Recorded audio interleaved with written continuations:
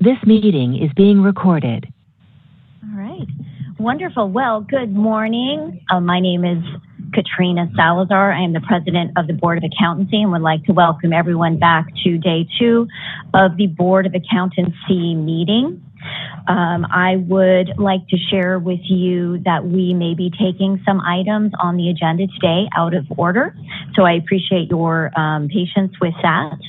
Also, we are communicating with our WebEx moderator, and we do not currently have any participants in the public WebEx. And so our staff is communicating with the moderator, and should anyone join, we will then begin opening up for public comment. So we do just want to point out that we will skip that step until we are aware that we have someone participating online. Lastly, I would like to note that we do have a board member, Dan Jacobson, who will be joining the meeting later this morning via WebEx, and there will be no public members at his location. So with that, thank you for your patience in this administrative portion, and I would like to invite Rebecca Reed to please take the roll. Nancy Corrigan. Nancy Corrigan, present. Christian Lotta. Present. Tony Lin. Present. Ariel Pay. Present. Joe Rosenbaum. Present. Katrina Salazar. Present. Michael Savoy. Present. Yen Tu. Present. And Evangeline Ward. Present. We have a quorum. Thank you very much. And we have already been notified by our WebEx moderator that we do have public participation. So thank you very much. We will begin our agenda with item that is marked J, discussion and possible action to approve the project to review and clarify educational requirements for CPA licensure. So I would like to invite Michael Lieberman, our manager of initial licensing units, to the table. Thank you very much for joining us this morning.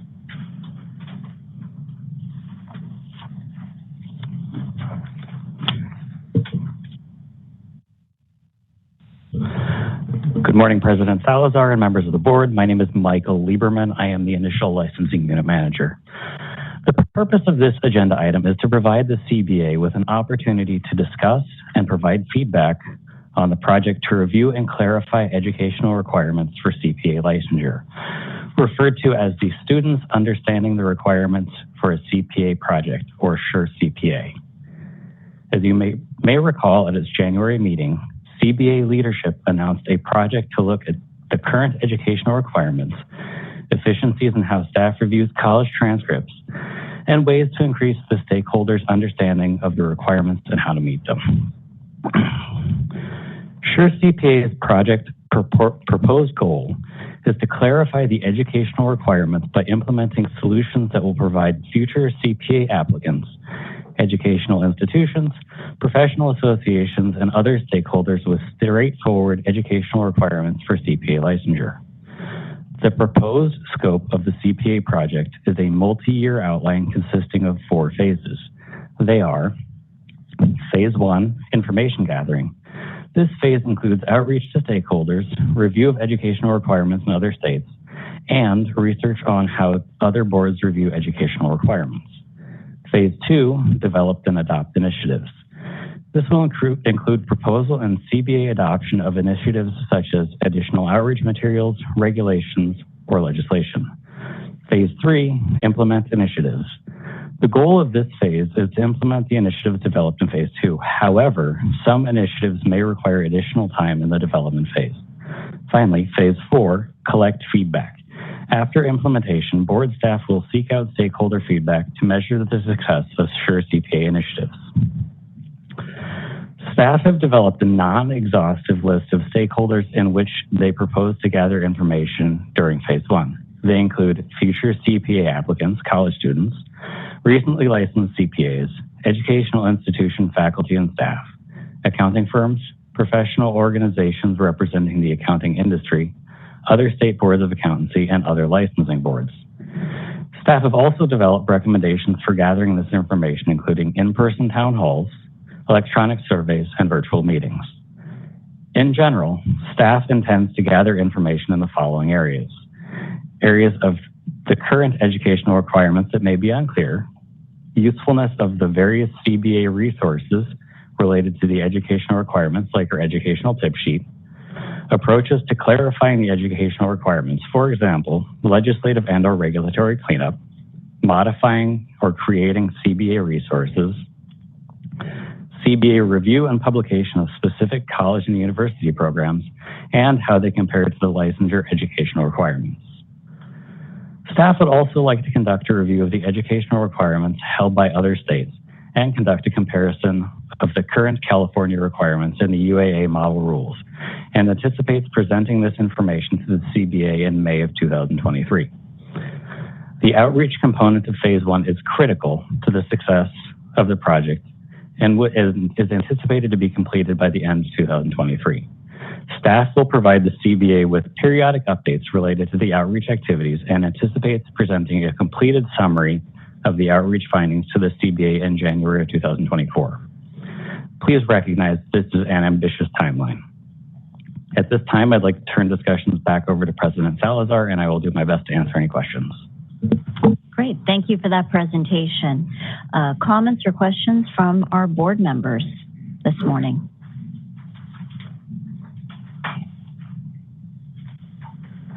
Okay. I will just say I appreciate this outline, that it's methodical, and I think it makes a lot of sense, and I'm excited to use this as a tool to reevaluate what we're doing and opportunities that we may have that could have a positive impact on pipeline. So, Ms. Corrigan? Yes. So as I was reviewing the materials and making notes, I wrote, fantastic. I think it's a great program. And it is going to be a lot of work, but I think very worthwhile. Thank you. I make a motion to adopt the proposed shore project plan. And Ms. Corrigan? And I will second that motion. We have a first and we have a second. Comments? Discussion? Public? Yeah, okay.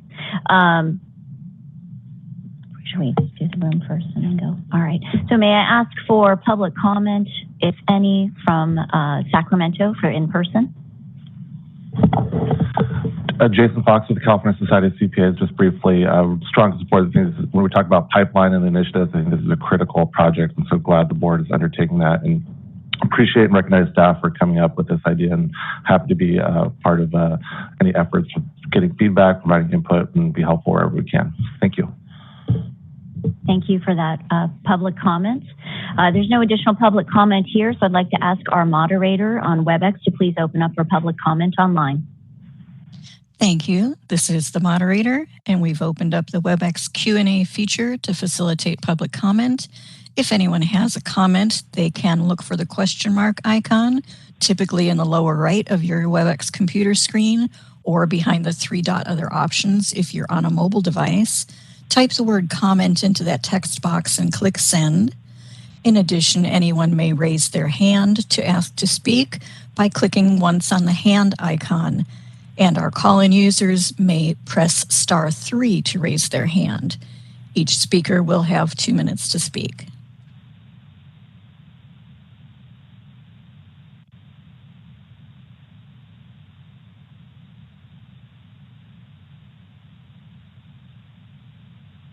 And I do not see any requests for public comment. Shall I close that feature? Thank you, moderator. Please close WebEx. All right, so with that, we have no more discussion or comments here. I would like to ask Ms. Reed to please call for the vote. Nancy Corrigan? Yes. Christian Lotta? Yes. Tony Lynn? Yes. Ariel Pay? Yes. Joe Rosenbaum? Yes. Katrina Salazar? Yes. Michael Savoy? Yes. Yen Tu? Yes. And Evangeline Ward? Yes. The motion carries. Thank you very much for that. Moving along to the next item, that is item, I believe, 2K. That is the discussion and possible action regarding the American Institute of CPA's draft 8-point plan to address the CPA pipeline. So again, we have Mr. Michael Lieberman presenting. Thank you, President Salazar and members of the board. I'll skip my introduction since I just did it. The purpose of this agenda item is to provide the CBA with an opportunity to offer the American Institute of Certified Public Accountants feedback on its proposed plan to address the CPA pipeline. To provide members as much information as possible on various viewpoints and discussions going on regarding the CPA pipeline, staff included various attachments as part of the original materials. The original board item contained the 8-point plan to address the CPA pipeline executive summary, which for short we'll call it 8-point plan, as attachment number 1. As part of the initial materials for this item, staff also included responses to the AICPA's 8-point plan provided by NASBA and the South Carolina Society of CPAs, which are attachments 2 and 3. Attachment 4 includes a NASBA prepared response to South Carolina Society of CPAs, discussions on an alternative pathway for licensure that would not require 150 units. Attachment 5 was a letter sent by NASBA to the Board of Directors of the Minnesota Society of CPAs. This letter is in response to legislation drafted by the Minnesota Society of CPAs, and which was introduced as part of Minnesota's current legislative calendar. The Minnesota developed legislation, which is summarized on the bottom of page 3 of this item, includes options that do not require 150 semester units of education. When staff prepared the agenda item, our analysis was based on the original 8-point plan. Subsequent to the first mail out, staff received a new plan that covers the same 8 points and is now called the Draft Pipeline Acceleration Plan. Additionally, staff received a March 10th letter from the California Society of CPAs, or CalCPA, regarding the Draft Pipeline Acceleration Plan. These items can be found in the supplemental materials that were sent out during the second mail out. With President Salazar's permission, I will briefly touch on each of the points in the 8-point plan, noting any significant differences between it and the Draft Pipeline Acceleration Plan. I will also provide the board with an opportunity to consider offering a response to each initiative in the Draft Pipeline Acceleration Plan. The 8-point plan and the Draft Pipeline Acceleration Plan include the following initiatives. Initiative 1 was originally called the Integrated Education and Experience Program, IEEP.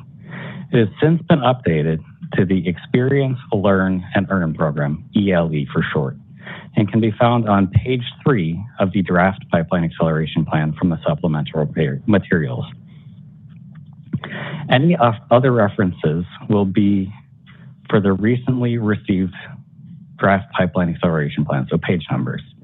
The goal of the ELE is to provide an opportunity to work at a firm and gain a mix of work experience, study time, and affordable college credit hours after a bachelor's degree is earned, and before 150 credit hours of education has been achieved. The AICPA is working to launch the ELE as a pilot program in fall of 2023. The goal is to ensure the program is workable for firms of any size. Staff expressed an interest in receiving additional information and providing future feedback to the AICPA following the implementation of any pilot program. Additionally, as noted in the item, Acting Executive Officer Dominic Franzella is part of the working group comprised of the AICPA, NASBA, and State Board Executive Directors, and State Society CEOs working on the rollout of ELE. And I'll turn it over back to President Salazar for discussion, and we'll do my best to answer any questions on this initiative before we proceed to the next one. All right. Board members, discussion, comments, questions on this first item? All right, we've got one. Ms. Lata? Thank you for your presentation. I just had a comment. I thought step 1 was a really great solution for new staff and is one of the more significant steps to reducing that barrier to entry. So thank you for that. Thank you. Please proceed. Thank you. Initiative 2 is the 30-hour communication campaign. This item is substantially similar, but has been updated, and the communication plan will begin rolling out in Q2 of 2023. It is found on page 4. Staff expressed agreement with initiatives that contribute to reaching a wide audience of potential CPAs and initiatives that value diversity, equity, and inclusion. I'll now turn it back over to President Salazar for any discussion, and will do my best to answer any questions before the next initiative. Okay. Comments on the 30-hour communication campaign? All right. Seeing none, please proceed. Thank you. Initiative number 3 discusses extending the 18-month exam window for candidates. This topic will be covered in more detail in CBA item 16B3. It is found on page 5. This initiative addresses the rolling period for CPA exam credits. The original draft plan more broadly considered lengthening the window for exam credit expiration. The newly updated plan proposes to extend the current 18-month rolling periods to 24 months. Cal CPA expressed support for lengthening the rolling period of the CPA exam credits, expressing a preference for 36 months over the 24-month proposal. For CBA consideration, staff do not see an issue with supporting the proposed model rule change to 24 months in CPC agenda item number 3. Additionally, staff do not see an issue for California exam takers who seek licensure within 36 months as recommended by Cal CPA. However, there is a concern that inconsistencies between state adopted rolling periods may lead to some states being unable to accept exam scores from states that recognize a longer rolling period. Therefore, staff do not recommend adopting a longer period than is approved in any future UAA model rules. I will turn it back over to President Salazar for discussion and questions. All right, thank you. So we're on extending the 18-month exam window. Comments, input? Ms. Lata? Should we hold those comments till the CPC agenda item later today?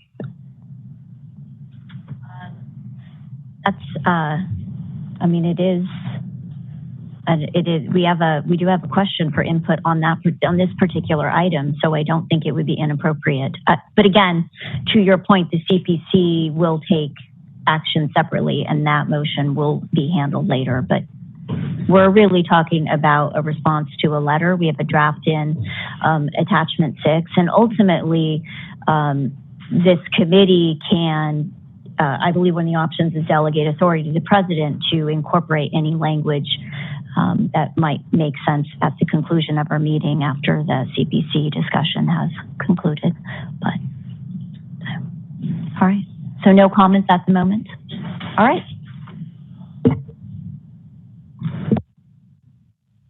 Thank you. Initiative number 4 was originally named Consider and Address Jurisdictional Barriers to Initial Licensure. It has been renamed Addressing Jurisdictional Inconsistencies for Initial Licensure and can be found on page number 6. The stated goal is to minimize unneeded differences in requirements. AICPA has indicated that an action plan will be developed for the 2024 legislative session. Staff expressed agreement with NASBA's concern regarding the excessive focus on regulatory reasons for a decreased pipeline and support and acknowledgement for the role that state boards of accountancy have in regulating entry and practice in their jurisdiction in support of consumer protection. I will now turn this back over for discussion and any questions. Board members? Okay. Please proceed. Initiative number 5 is High School and College Strategies on page number 6. This remains largely the same, but was updated to further expand AICPA's strategy to engage high school and college students. This includes the development of a dual credit course option for high school students, research into an advanced placement accounting course, improving introductory accounting courses for college students, and promoting the accounting profession. Staff expressed agreement with initiatives that contribute to reaching a wide audience of potential CPAs and initiatives that value diversity, equity, and inclusion. I will now turn it back over for discussion and any questions. Okay. I want to open it up to our board members. All right, Ms. Lata. For this item, I really appreciated the identification of the recognition that we haven't given the same opportunities to the historically Black colleges and universities. They often don't have access to some of the more prestigious programs or highlighting of those degrees as other traditional schools. So I think that's a very important step, and I appreciate that. Thank you for your feedback, Board Member Lata. Mr. Lieberman, please proceed. Thank you. Initiative number 6 is Science, Technology, Engineering, and Math, or STEM recognition, and it's found on page 7. This remains largely the same, but was updated to expand the proposed strategies to include additional instructional programs being nominated as STEM, and working with stakeholders to nominate more programs in 2023.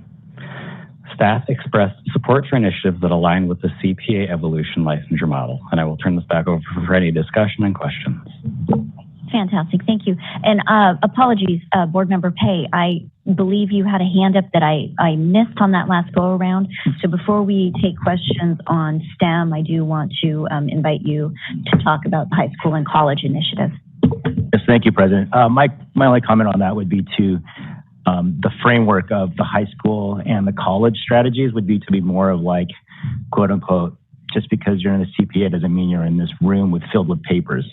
So if we can think creatively out of that to say that this sector of business is very open to a lot of different things, of just being stuck in a room would be really appeasing to the younger generation.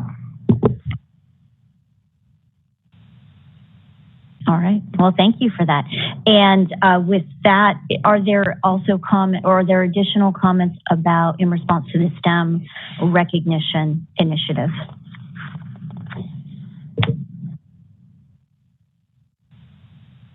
So I've looked carefully. I don't see any. Please proceed. Thank you. Initiative number 7, Endowment in the AICPA Foundation. This was modified to expand on the AICPA Foundation Scholarship and Grant Program and to discuss the focus on diversity, and can be found on page number 8. Staff do not have a recommendation on this item. I will turn it back over for any questions or discussion. Okay. Board members? All right. Seeing no comments on the foundation, please proceed. Initiative number 8 is Stakeholder Calls to Action and is found on page 9. This was expanded and now includes AICPA's upcoming meetings to discuss the pipeline, challenges with regulators. Additionally, the goal has been clarified as advancing the dialogue on broader issues affecting the attractiveness of the CPA profession. Staff expressed support for discussions across the ecosystem that may lead to meaningful and comprehensive solutions to the decreased pipeline, including initiatives that address attractiveness, cost, time, and reward as barriers to entry, while also recognizing the important role that state boards of accountancy have in regulating entry and practice in their jurisdiction. I will now turn it back over to President Salazar for discussion and any questions. And then once the board has completed its discussion on this final initiative, I will continue my presentation. All right. Comments on stakeholder calls to action?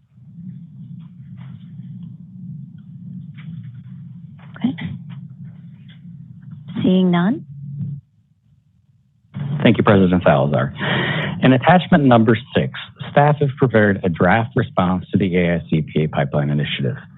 Staff recommend that the CBA approve attachment number 6 as is or with designated edits for submission to the AICPA, or delegate authority to President Salazar to finalize and submit a response to the AICPA on response of the CBA.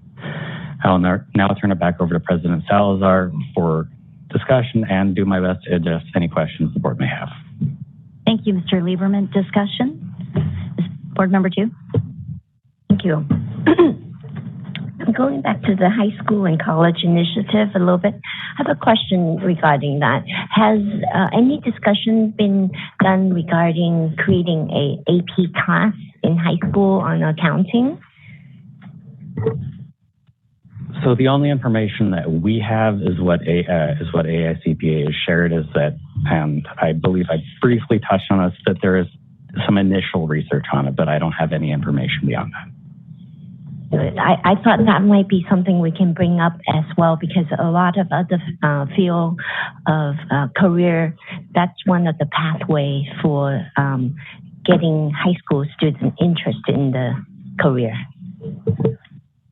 I will comment that is a conversation that has been happening, and we will open up for stakeholder comments or public comment, and we may get some additional comments there. But it is a conversation that's happening. So when I read the letter, I wasn't concerned that its absence meant it wasn't also being addressed separately. So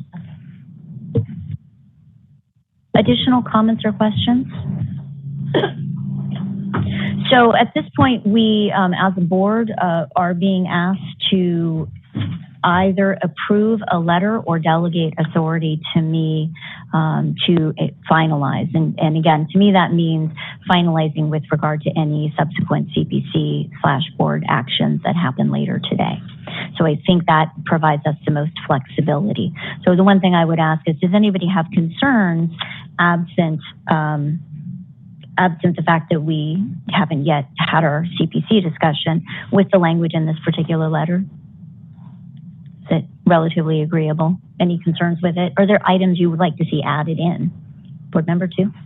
Yes, I would like to make a motion and to give some flexibility in later on discussion, just to motion to give the President the authority to draft the letter with comments that were taken today. All right. So we have a motion to delegate authority to finalize and submit a response on behalf of the board. Do I have a second? We have a second. I second. Okay, thank you, Board Member Lata. All right. So are there any questions or comments from our board members? Seeing no, oh, I see one hand now. Board Member Lata. Thank you, President Salazar. I just want to say I really appreciate the leaders of our profession being willing to admit the shortcomings that we've had and identify them, and not only have the conversation, but actively take steps to make changes. So I really appreciate that. Thank you. Okay. Seeing no additional comments, I would like to take public comment for those in person in Sacramento. And so we do have a commenter. Please introduce yourself. Jason Fox with California Society of CPAs. I'll just call out your attention to our letter in the materials. It's quite thorough. I'm not going to go through all of it, but happy to answer any questions if there are related to our feedback to the 8-point plan. And I will point out there's actually a version 3 of the 8-point plan, which is substantially similar to version 2, but this is an iterative process, so this is going to be a collaborative effort amongst the state CPA societies, AICPA, NASBA, state boards, and so this is a development process. And but I do appreciate that the board providing feedback, because I think that's important for this conversation that goes forward. I'll just highlight a couple of things, in our comments. There's 8 points, and there's a lot of different things you could do to address the pipeline, but I think from our perspective, we got to focus and kind of prioritize. And from our perspective, the profession rebrand, kind of perception of what the CPA profession is like to the public, students, high school, just general consumers. And then also in a more substantive way, how does the profession operate? What's the culture within the profession from the standpoint of outdated models, work-life balances, salaries, things like that. I think there needs to be a profession-led kind of look in the mirror on some of that stuff to how do we attract more people. And then one, I think, important for the board maybe to suggest recommending and including a letter is kind of a data-driven decisions. There's a lot of these concepts and initiatives I think are valuable, but may not have the full data available to that. And I don't know if the data is available, but NASBA and AISP and others may have mechanisms to pull some of that stuff. And so we're asking or encouraging to see what data we can to pull together on that. And then lastly, I do think, from an educational standpoint, I know nationally there's a long conversation about what does that educational threshold look like for the licensure framework. And, we're not advocating necessarily to change, from the current to another one. We think there's a lot of issues with unilateral state action on that, but clearly there's a lot of conversation and there's strong feelings at it. So I think from a profession standpoint, there needs to be at least a thoughtful look at that, examination of that. And so that's kind of reflected in our letter. And specific to Ms. Tu's comment on the AP, yes, the AP and kind of a dual credit classes that in a high school that can account towards college, those efforts have been ongoing for a long time. Unfortunately, the bureaucracy of working at the College Board and some of that stuff can be challenging. So that is the goal of the profession. I know ASB and NASBA have been involved in this conversation to see what we can do to try to move that. Thank you. Thank you. Thank you for that comment.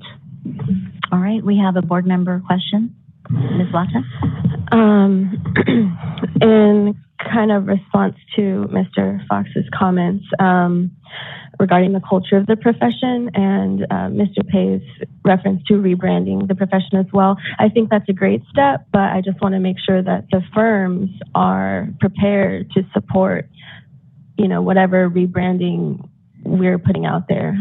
So we can do that, but it would be a disappointment for people or new staff to get into those environments and they're not getting what they've been told. So I haven't heard a lot of follow through on what the firms are preparing to do. So it would be nice to hear from Big Four, other, national, regional firms that they're actually implementing some of these things that we're putting out there to the new students that the profession is going to be doing. So that was one thing that came up after hearing Mr. Fox's comments. And then also,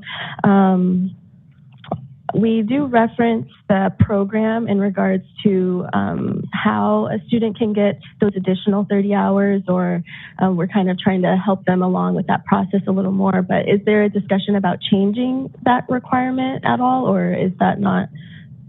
Okay, I just wanted to ask. Yeah, so that is the current. So thank you. Wonderful. All right, so no more questions in the room. That concludes our public comment in Sacramento. So I'd like to ask our WebEx moderator to please open up for public comments. This is the moderator, and we've opened up the WebEx Q&A feature to facilitate public comment. If anyone has a comment on the motion, they can look for the question mark icon, typically in the lower right of your WebEx computer screen, or behind the 3-dot other options if you're on a mobile device. Type the word comment into that text box and click send. If you'd like, you may also raise your hand by clicking once on the hand icon. And if you are a call-in user, you may press *3 to raise your hand. And I have been informed that we do have 5 minutes to speak.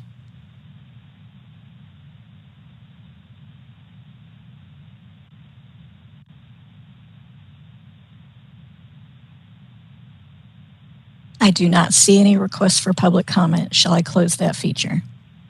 Thank you, moderator. Please close the WebEx comment feature. All right, with that, I would like to ask Ms. Rebecca Reed to please call for the vote. Evangeline Ward? Yes. Yen Tu?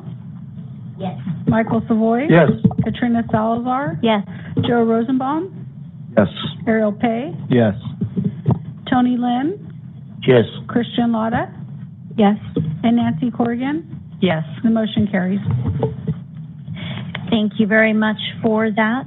The next item on our agenda is 2L, the overview of the Uniform CPA Examination Blueprints. And I would like to welcome Mr. Eulalio Ortega, manager of our examinations unit, to the table.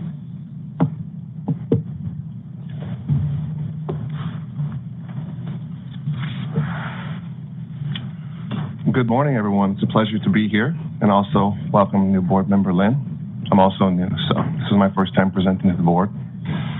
Thank you, President Salazar and members. My name is Eulalio Ortega, and I'm the examination manager in the licensing division. Thank you all for the opportunity to provide this overview today.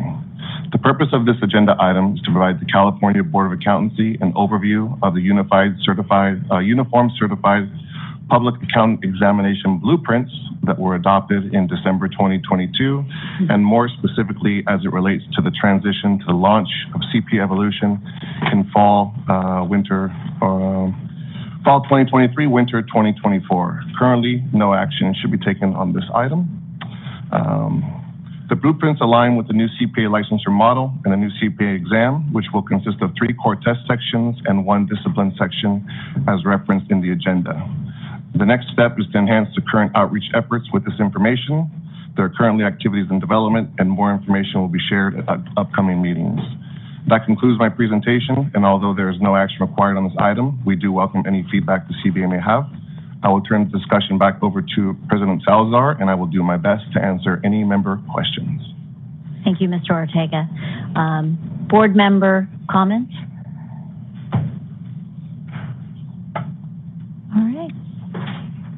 Seeing none, that concludes. Wait, we need to comment? Yes, we will do comment from in Sacramento, even though there's no motion. So seeing no public comment on this agenda item in Sacramento in person, I will now invite our WebEx moderator to please open for public comment online on item 2L. And this is the moderator. If anyone would like to make a comment, we have opened up the WebEx Q&A feature to facilitate that. You may look for the question mark icon, type the word comment into the text box and click send, or you may raise your hand by clicking once on the hand icon, and our call-in users can press *3 to raise their hand. Are there any comments on this item?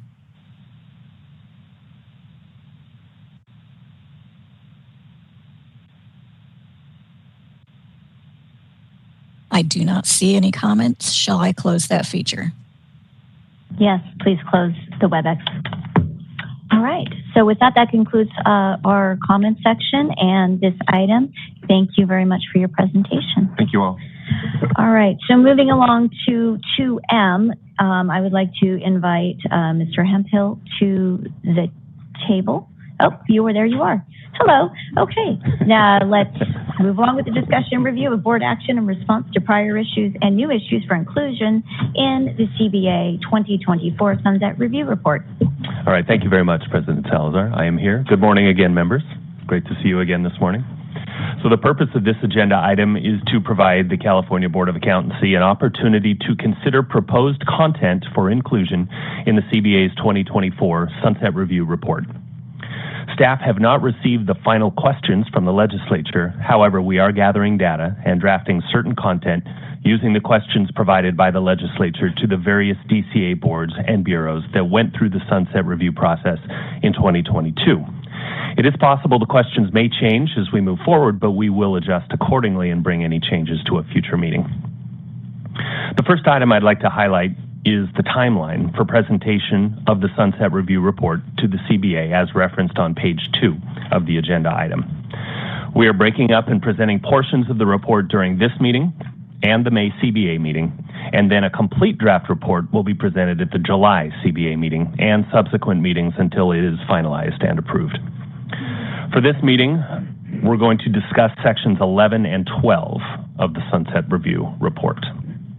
Section 11 is board action and response to prior issues. Some of this information was presented last year, however, it has been updated where necessary. For ease of reading, each item under the board action and response to prior sunset issues is included in a separate attachment, starting with attachment 2.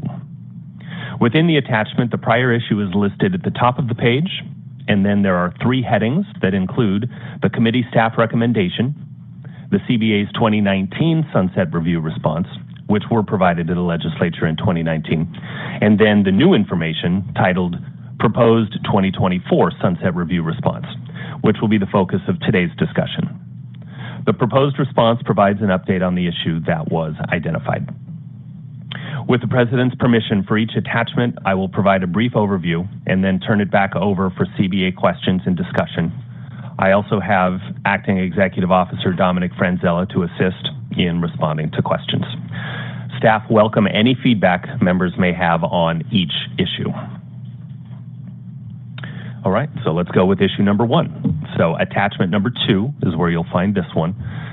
The issue is, should the legislature increase the CBA's statutory maximum for license renewal and initial permit fees? Attachment 2 identifies Assembly Bill 1521 that established a statutory minimum for both license renewal and initial permit fees and increased the statutory maximum. The fee increase was effective January 1, 2020, and was followed approximately 2 years later by a second fee increase via a rulemaking to set the initial license and license renewal fee to the $280 statutory maximum. Additional information is included regarding the CBA's fee analysis and subsequent action to increase fees to more closely align with the costs to perform the services for which the fees are assessed. As you will notice, the narrative here is incomplete and will need to be updated for end of fiscal year and include whether legislation is introduced this year to increase fees. Before I move to the next issue, I'd like to turn it back over to President Salazar to see if there's any feedback or questions from members. Okay. Board members? Okay. I'm not seeing any questions. Oh, wait, Ms. Lata? Thank you, President Salazar. Is this the time to comment about adding agenda item from yesterday to the sunset, or that's already established? I think the ask is specific to this item. We're really just looking for feedback on this particular item that Mr. Hempel covered, so that now would not be the time. Okay? Okay, let's move on to issue 2, which is on attachment 3. So this issue is, should the CBA be allowed to consider certain applicants' past actions as grounds for the denial of an application for CPA licensure? In 2018, former Governor Brown approved AB 2138, which amended the Business and Professions Code relating to licensing professions and vocations by boards within the DCA effective July 1, 2020. Specifically, AB 2138 impacted a board's authority to deny, revoke, or suspend a license on the basis of a criminal conviction or professional misconduct. The CBA requested 2 carve-outs as it related to the new provisions. As noted on page 3 of the attachment, when the legislature extended the CBA's sunset date with the passage of Assembly Bill 1521, the legislature added Business and Professions Section 5100.2, which created the 2 requested carve-outs following the changes resulting from the passage of AB 2138. The 2 carve-outs are identified on page 3 as items 1 and 2. Before I move on to the next issue, back to President Salazar to see if there are any feedback or member questions. Do we have comments on issue 2? Okay. Seeing none, please proceed. Okay. Issue number 3, which is on attachment 4. The CBA lacks automation and online services, which has impacted processing timeframes and its level of customer service. Does the board have a plan to address this issue? As noted in our proposed response, the CBA continues to work closely with DCA on its business modernization project to achieve its goal of creating a more efficient and automated licensing and enforcement process for consumers, applicants, licensees, and other stakeholders. The proposed response identifies our successes to date, including the launch of CBA Connect, the online license renewal system, and the new online complaint form. This section will be updated with any additional modernization information as it is completed.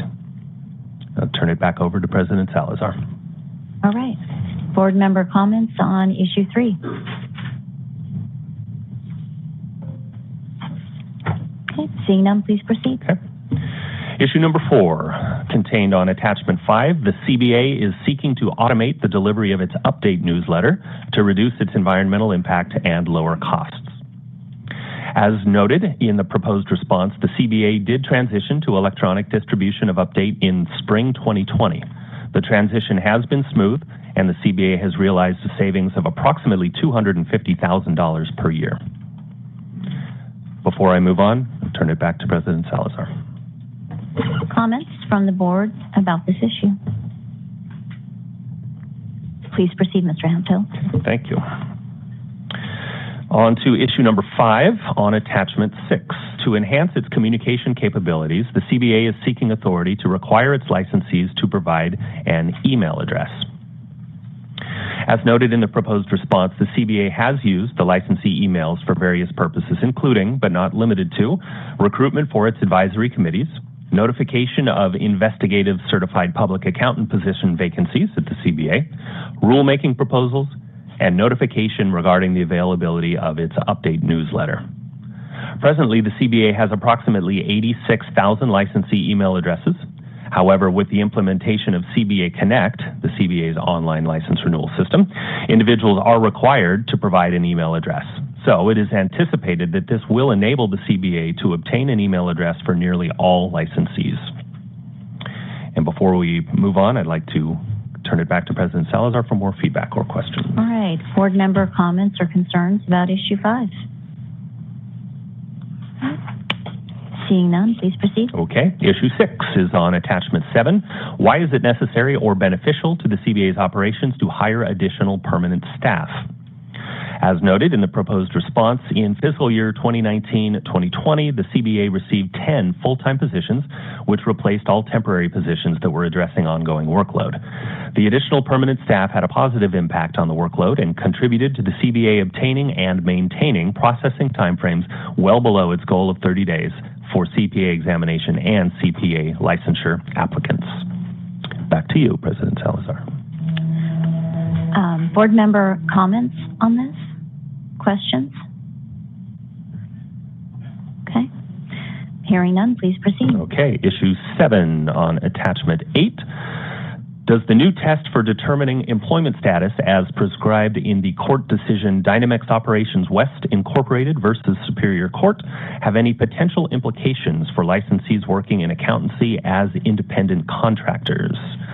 As noted in the proposed response, the CBA is not aware of any issues or concerns regarding the Dynamex decision and has not needed to discuss this topic since the prior sunset review. All right, I'll turn it back over to you one last time for comments or questions. Okay. So I'm not seeing any hands up for board member comments. Please continue. Okay, may we move on to section 12? All right, so section 12 is new issues for the Sunset Review Report. This section provides an opportunity for the CBA to inform the Sunset Committee of solutions to issues identified by the CBA, issues identified from prior Sunset reviews that have not been addressed, and issues raised by the current Sunset Committee or other legislative committees. These issues were approved by the CBA last year, and we are seeking the board to reaffirm the approval. There are presently 4 issues identified for consideration in the Sunset Report, and I will briefly discuss each item. Issue 1 is the elimination of the Mobility Stakeholder Group, included on Attachment 9. The Mobility Stakeholder Group, or MSG, conducted meetings and prepared annual reports documenting their activities, which all related to the implementation of the mobility program in California. The final meeting of the MSG was held in November 2019. Should any additional work be required relative to California's mobility provisions, it can be undertaken by the CBA, one of its committees, or a task force as necessary. Issue 2 is a proposal to amend statutes regarding denial of a retired status license and is on Attachment 10. This issue was originally approved at the September 2021 CBA meeting. Licensees who are approved to have their license placed in retired status are prohibited by law from engaging in the practice of public accountancy.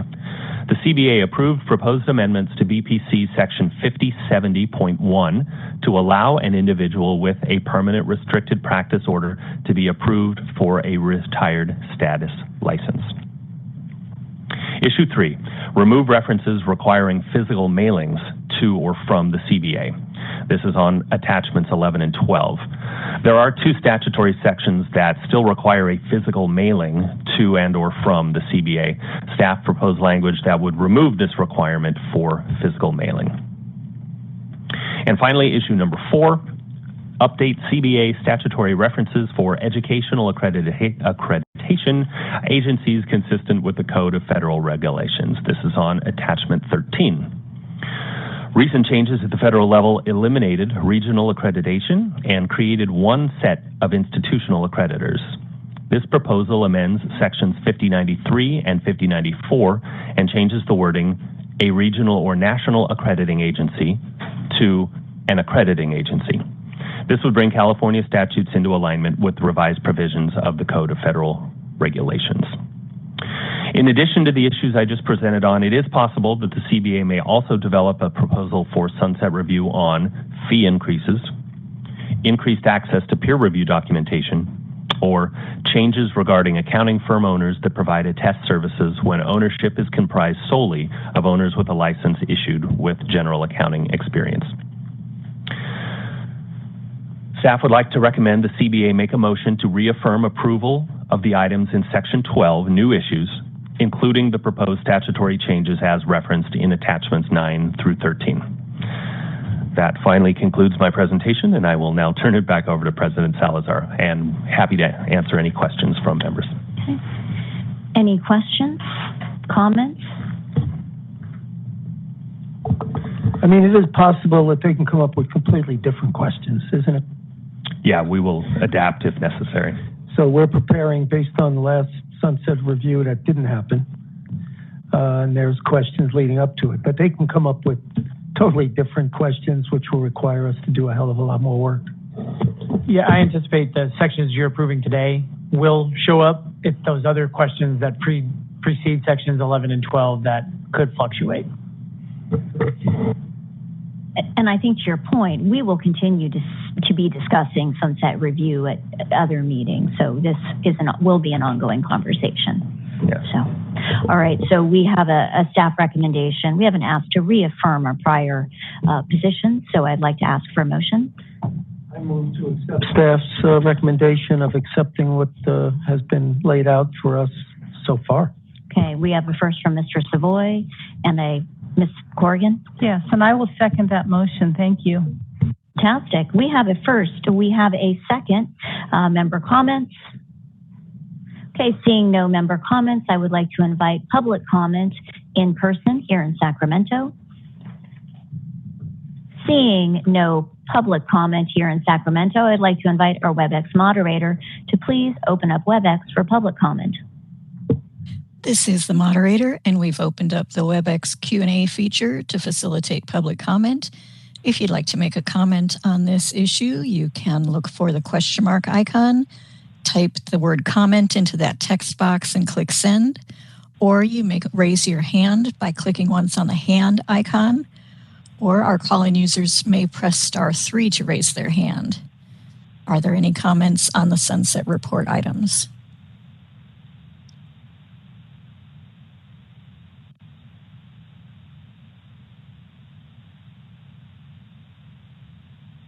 I do not see any requests for comment. Shall I close that feature?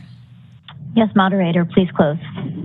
All right, so with that, I would like to invite Ms. Rebecca Reed to please call for the vote. Ariel Pay, Yes. Joe Rosenbaum, Yes. Katrina Salazar, Yes. Michael Savoy, Yes. Yen Tu, Yes. Evangeline Ward, Yes. Nancy Corrigan, Yes. Christian Lotta, Yes. and Tony Lynn. Yes. The motion carries. All right, thank you very much. Moving on to item 2N, I would like to invite Ms. Rebecca Reed for the discussion and possible adoption of proposed 2024 CBA meeting dates. Good morning. Agenda item 2M provides members with a list of the proposed 2024 CBA meeting dates. CBA staff have selected the meeting dates to avoid major and religious holidays. Staff also reached out to NASBA and AICPA regarding their tentative 2024 meeting dates to avoid overlapping meetings to the extent possible. Staff will provide information to the CBA should any of the finalized NASBA or AICPA dates impact the CBA meeting dates. For your reference, attached is the 2024 calendar that reflects the proposed dates, and the CBA may choose to make a motion to adopt or modify the proposed meeting dates and locations. At this time, I would like to turn it back over to President Salazar to request a motion and open it up for public comment. All right, thank you very much. Ms. Lotta? I move to make a motion to adopt the 2024 CBA meeting dates as staff recommended. Thank you. And Mr. Pay? I'll second. All right. Board member comment or discussion? Seeing none, I would like to invite comment in person here in Sacramento from the public. Seeing none, I would like to invite our WebEx moderator to please open up WebEx for public comment. This is the moderator, and we've opened up the WebEx Q&A to facilitate public comment. If you'd like to make a comment on the motion, you can look for the question mark icon, typically in the lower right of your WebEx screen, or you can click on the hand raise icon, and our call-in users can press *3 to raise their hand.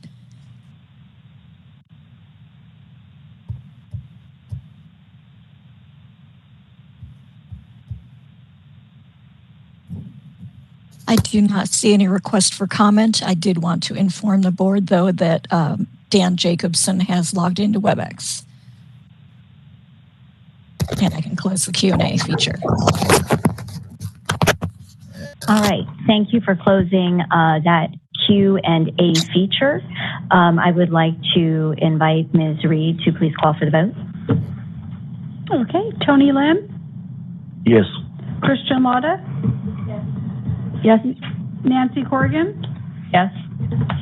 Evangeline Ward, Yes. Yen Tu, Yes. Michael Savoy, Abstain. Katrina Salazar, Yes. Joe Rosenbaum, Yes. Ariel Pay, Yes.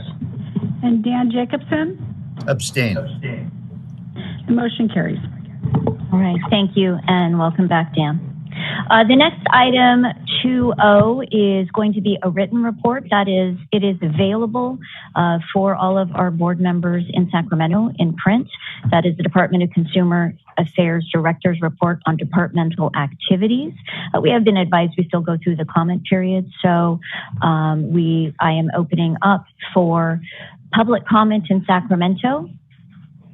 Seeing no public comment in Sacramento, I would like to invite our WebEx moderator to please open up public comment.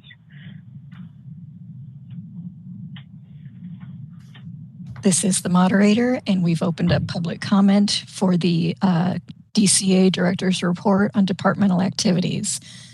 This report will be available on the internet. Are there any comments?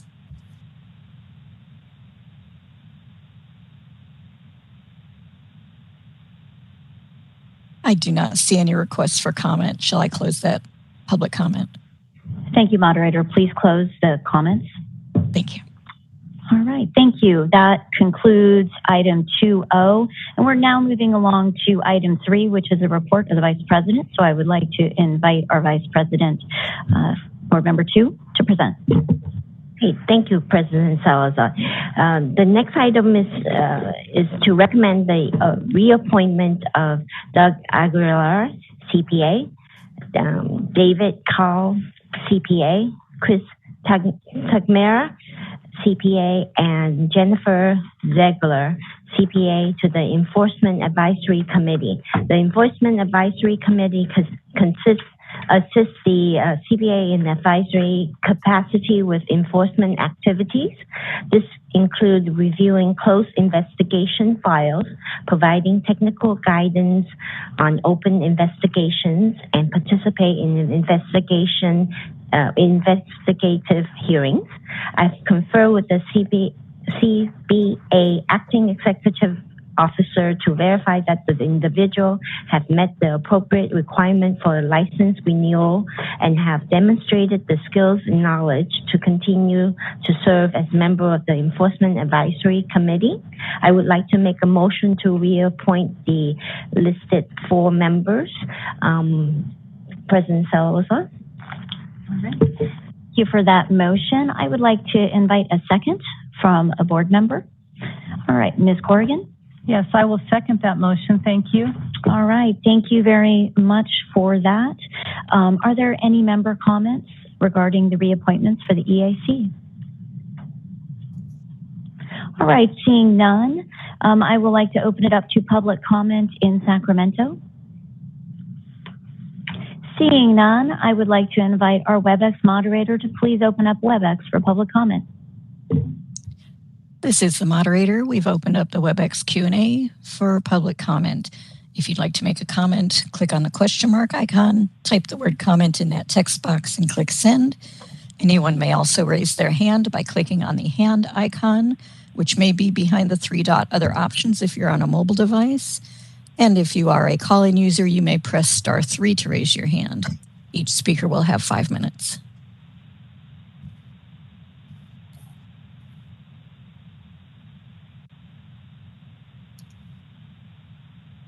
And I do not see any requests for comment. Shall I close the public comment feature?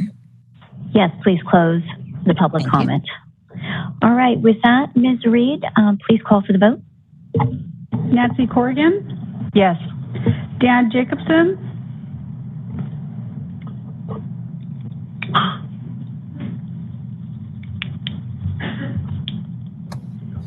Dan Jacobson, Yes. Christian Lotta, Yes. Tony Lynn, Yes. Ariel Pay, Yes. Joe Rosenbaum, Yes. Katrina Salazar, Yes. Michael Savoy, Yes. Yen Tu, Yes. and Evangeline Ward. Yes. The motion carries.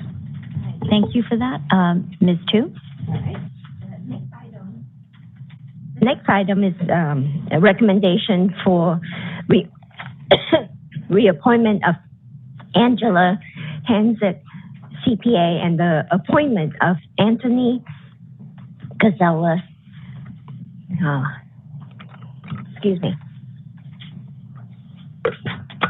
Salazar, not Salazar. U.S. Salazar. Gonzalez. Second, CPA to the Qualification Committee. The Qualification Committee assists the CPA in its licensing activity by reviewing the experience of applicants for licensure and making recommendation to the CPA. This includes conducting work paper reviews with the applicant or with the employer present, to verify that responses provided are reflective of the requisite experience for a licensor. I have conferred with the CPA acting executive officer to verify that each individual has met the appropriate requirement for the license renewal and have demonstrated the skills and knowledge to serve as member of the Qualification Committee. I would like to make a motion to reappoint Angela Honig, CPA, and Anthony Gonzalez, CPA, to the Qualification Committee through March 31st, 2025. Thank you for that motion. May I have a second from a board member? Mr. Pei. Second. All right, thank you. We have a first, we have a second. Comments or discussion from our board members? Seeing none, I would like to invite public comment in person here in Sacramento. Seeing none, I would like to invite our WebEx moderator to please open up WebEx for public comment. This is the moderator. If anyone has any comments on the appointments and reappointments to the Qualifications Committee, you may click on the question mark icon, type the word comment, and click send, or anyone may raise their hand by clicking on the hand icon, or our call-in users may press *3 to raise their hand. Any comments on the Qualifications Committee?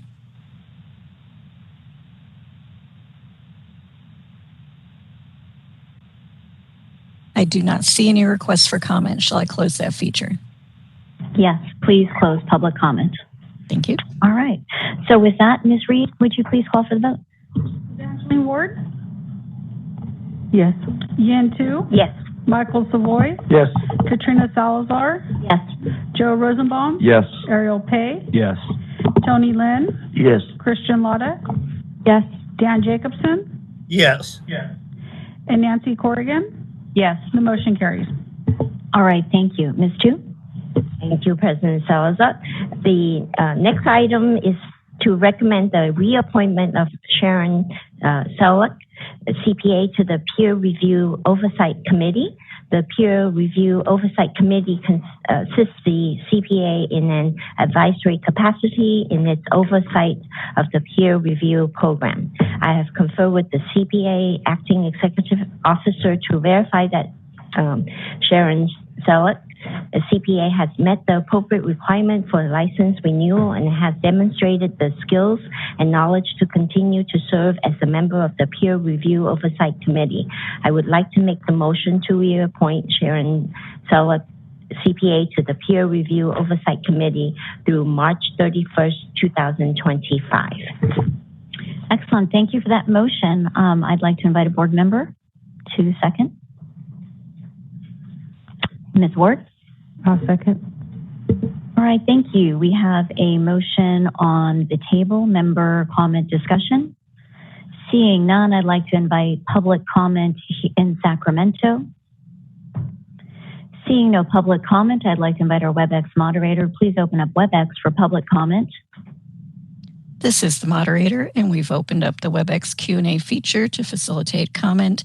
If you'd like to make a comment, you can click on a question mark icon, type the word comment, and click send.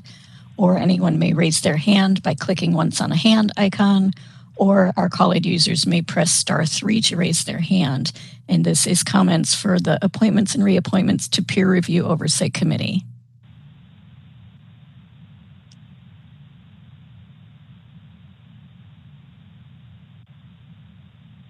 I do not see any requests for comment. Shall I close that feature? Yes, please close WebEx. Thank you. All right, and thank you very much for that. Yep, we are now ready to call for the vote. Ms. Reed? Errol Pay? Yes. Joe Rosenbaum? Yes. Katrina Salazar? Yes. Michael Savoy? Yes. Yen Tu? Yes. Evangeline Ward? Yes. Nancy Corrigan? Yes. Dan Jacobson? Yes. Christian Lotta? Yes. And Tony Lynn? Yes. The motion carries. Right. Well, thank you. With that, concludes item 3, and we are now moving along to item 4, which is a report of the Secretary Treasurer. Thank you, President Salazar. My name is Joe Rosenbaum. I'm the Secretary Treasurer. At tab 4 in your materials is the mid-year financial report. For the current fiscal year, the CBA's budget authority remains set at $18,558,000. CBA revenues, which are reflected on page 2 of the report, totaled nearly $9.4 million for the period July 1 through December 31, 2022. Projected revenues are anticipated to exceed $17.4 million by the end of the fiscal year. The fiscal 6-month financial statement located on page 3 reflects actual expenditures and encumbrances as of December 31, 2022, and totaled approximately $8.8 million. The CBA is presently projected to have a budget surplus of 5.35%. However, a portion of this surplus will be set aside into an architectural revolving fund, or ARF, to help fund initial costs and expenses related to the CBA relocation project, which I believe will be discussed in a little bit. But this relocation will save approximately $28,000 a month on lease costs. That concludes the report of the Secretary Treasurer. All right. Do I have a member comment or discussion? All right. Seeing none.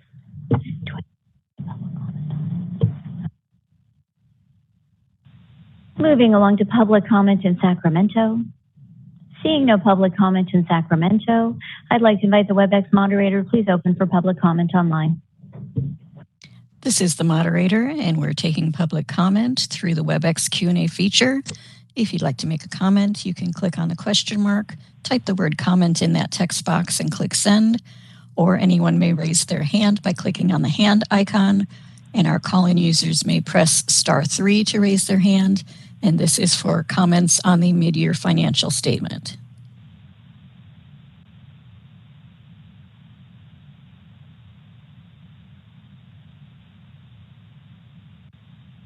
And I do not see any requests for comment. Shall I close that feature?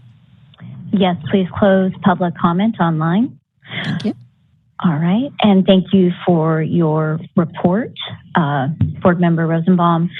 We, as I mentioned, are going to move along. So the next item is 9, which is the report of the Executive Officer.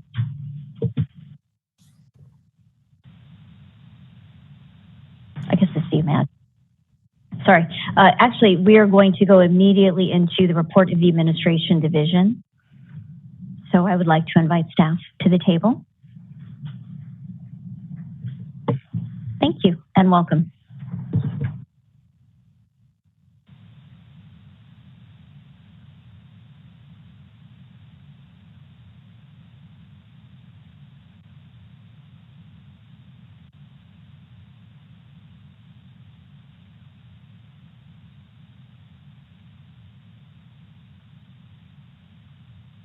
Sorry about that. Good morning. Let's start this again. Good morning, President Salazar and members of the board. I have a few comments on the report of the Administration Division.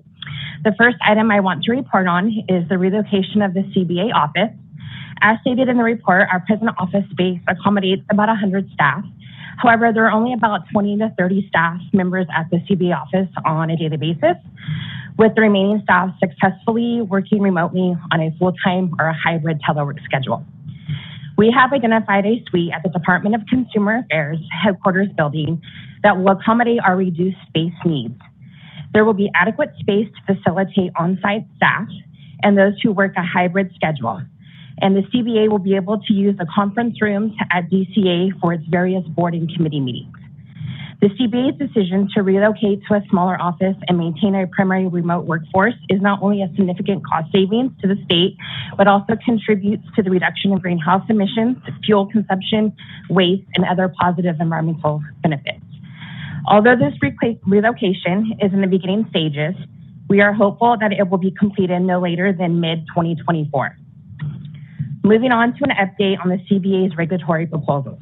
I am happy to report that the CBA's continuing education regulatory proposal was approved by the Office of Administrative Law and will become effective July 1st. I also like to announce that David Hinzel was selected as the CBA's Information and Planning Officer. You have seen his great reports, videos, and podcasts, and we are excited to have David in this new role.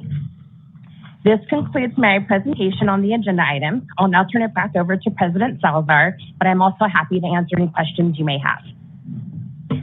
Thank you so much for that presentation. Board member comment or questions? All right, seeing none, thank you so much for that. We do need to open up for public comment here in Sacramento. And seeing none, I would invite our WebEx moderator to please open up for public comment online. This is the moderator, and we've opened up the WebEx Q&A to facilitate public comment. And this is for comment on the report of the Administrative Division. If you'd like to make a comment, click on the question mark, type the word comment in the text box and click send, or anyone may raise their hand by pressing on the hand icon, or our calling users may press *3 to raise their hand.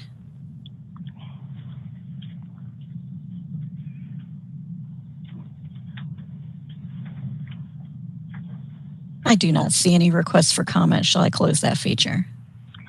Yes, please close the public comment online. Thank you. All right. Well, thank you very much for that presentation. I had mentioned that we might take some things out of order, so I'm going to request that we defer for later in the meeting the outreach update. And I would like to move along to item 10 and invite, we do not have reports from EAC or QC, but we do have a peer review oversight committee presentation. So I would like to invite Laura Ross, CPA, the chair of that committee, to the table to make her presentation. Thank you.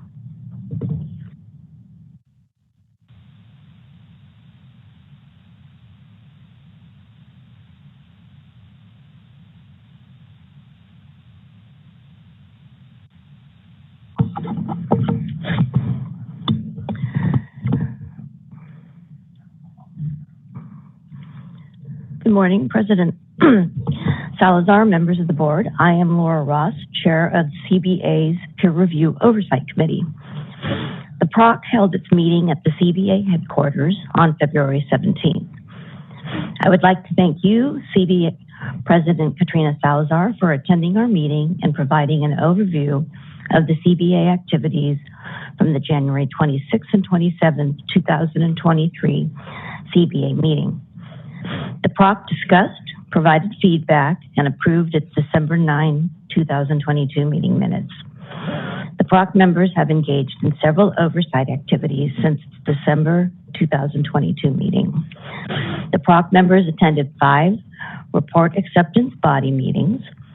A PROC member attended 1 AICPA peer review open board session meeting. PROC members reported that the RABs and the PRB all met expectations. PROC members reviewed 2 out-of-state administering entities, the Michigan Society of CPAs and the Connecticut Society of CPAs. It was determined that they complied with all the administrative procedures and standards in all material respects as established by the CBA. As a standing item, PROC members also discussed notices posted on the American Institute of Certified Public Accountants and the National Association of State Boards of Accountancy websites regarding changes and updates to the peer review program. Lastly, the PROC approved the draft 2022 Peer Review Oversight Committee Annual Report. The next PROC meeting will be held on May 2nd, 2023. I would like to turn the discussion on this item back over to the president, and I'd be happy to answer any questions the members may have. Okay, and you can go ahead and continue with your presentation, and then we will open up to comments at the end. Item 2 of my report is the proposed Peer Review Oversight Committee 2022 Annual Report. I would like to take this opportunity to thank my fellow PROC members for their dedication and hard work over the past year. The proposed 2022 PROC Annual Report includes information on various activities and accomplishments, information on the oversight functions performed by the PROC, and various statistical information. At its February 17th, 2023 meeting, the PROC reviewed and approved the proposed PROC 2022 Annual Report. The administrative oversight functions of the PROC are captured in 3 main sections of the attached proposed 2022 Annual Report. Peer review oversight of the California Peer Review Program, Section 7, starts on page 7. The statistical monitoring and reporting on California peer review statistics, Section 8, starting on page 13. And lastly, the statistical monitoring and reporting on California peer reviewer statistics, Section 9, that starts on page 19. The proposed 2022 PROC Annual Report has been updated to include additional information. This is Table 13 on page 22, Graph 3 also on page 22, and Appendix A starting on page 25. These new data displays are in response to the prior year's PROC recommendation that the committee engage in activities to gather additional information from the AICPA and CalCPA regarding the sufficiency of the peer reviewer population. The new data allows the PROC to monitor risks to the program that may be related to the number of total peer reviews performed by individual firms. The PROC would like to thank Rich Samitian of CalCPA for his assistance in compiling this new data.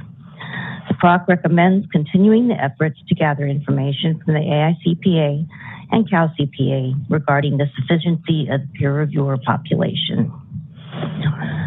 Additionally, it should be noted that the PROC was unable to draw a program-wide conclusion as to the effectiveness of the AICPA peer review program administered by CalCPA because of its inability to perform the annual site visit, which resulted in a lack of sufficient information.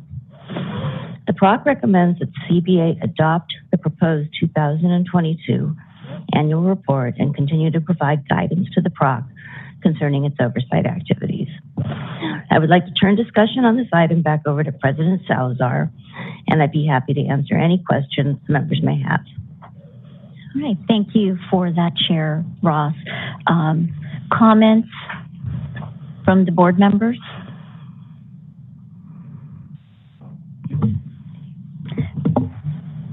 Mr. Francelis? Thank you. I would just like to note there was a handful of non-substantive kind of typographical issues that were raised to staff, so we have gone through and corrected all of those, but I would request that as part of your motion that it include any non-substantive changes that I can handle as well. Thank you.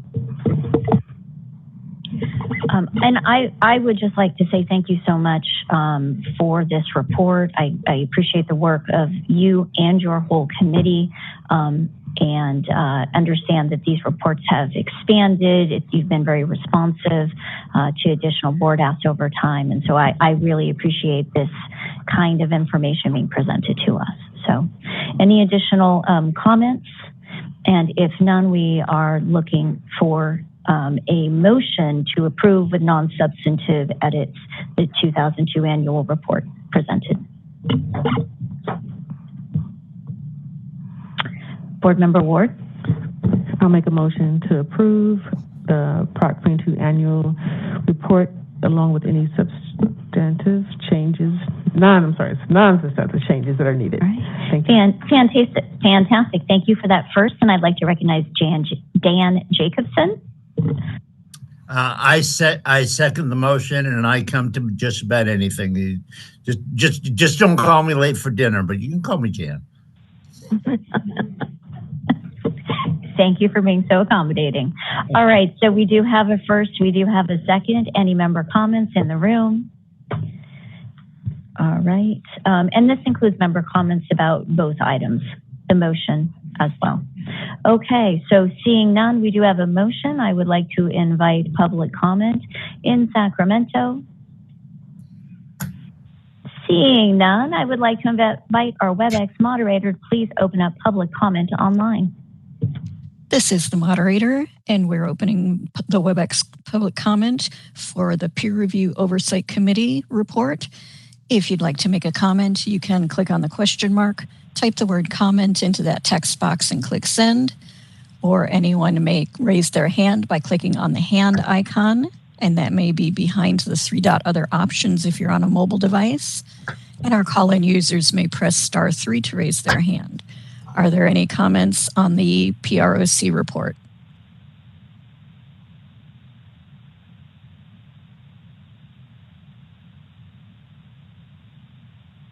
I do not see any requests for comment. Shall I close that feature? Yes, moderator, please close the WebEx. Thank you. All right, thank you. And then Ms. Reed, would you please call for the vote? Nancy Corrigan? Yes. Dan Jacobson? Yes. Christian Lotta? Yes. Tony Lind? Yes. Ariel Pay? Yes. Joe Rosenbaum? Yes. Katrina Salazar? Yes. Michael Savoy? Yes. Yen Tu? Yes. And Evangeline Ward? Yes. Motion carries. All right, thank you very much for that presentation. Moving along to item number 11 under regulations, we have the discussion and possible action to consider public comments on adopt California Code of Regulations Title 16, Section 54.3, sale or transfer of licensee's practice, and Section 54.4, discontinuance of licensee's practice. I would like to invite Sarah Fletcher, our enforcement analyst, to present this item. Thank you. Thank you, President Salazar. Good morning. My name is Sarah Fletcher, and I'm an enforcement analyst within the CBA's Enforcement Division. The purpose of this agenda item is twofold. One, to provide the CBA with the opportunity to consider any public comments and provide responses. And two, to provide the CBA with the opportunity to adopt California Code of Regulations, CCR, Title 16, Sections 54.3 and 54.4. The CBA previously heard this item at its September 2022 meeting and approved proposed regulatory text to provide increased consumer protections regarding client notifications and maintaining the confidentiality of any client records the licensee possesses when licensees are selling, transferring, or discontinuing practice.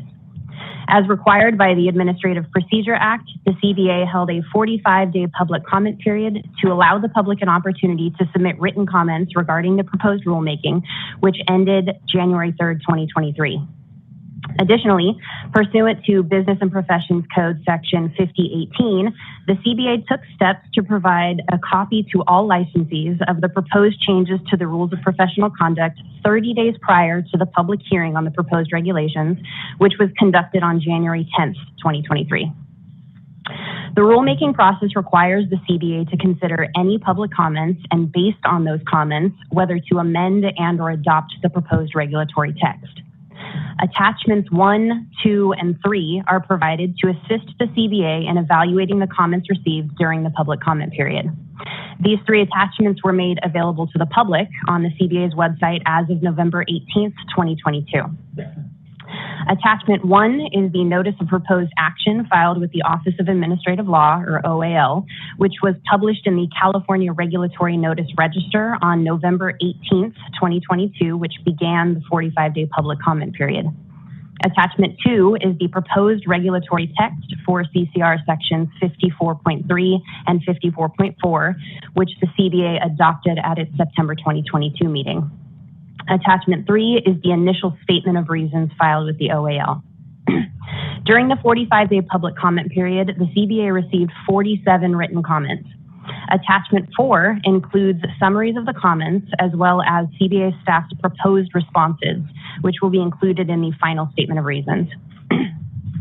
In regards to the 47 written comments received, more than half of the commenters addressed more than one topic regarding the proposed regulations. So in addition to responding to each commenter individually, the CBA also responded individually to every topic addressed within each comment.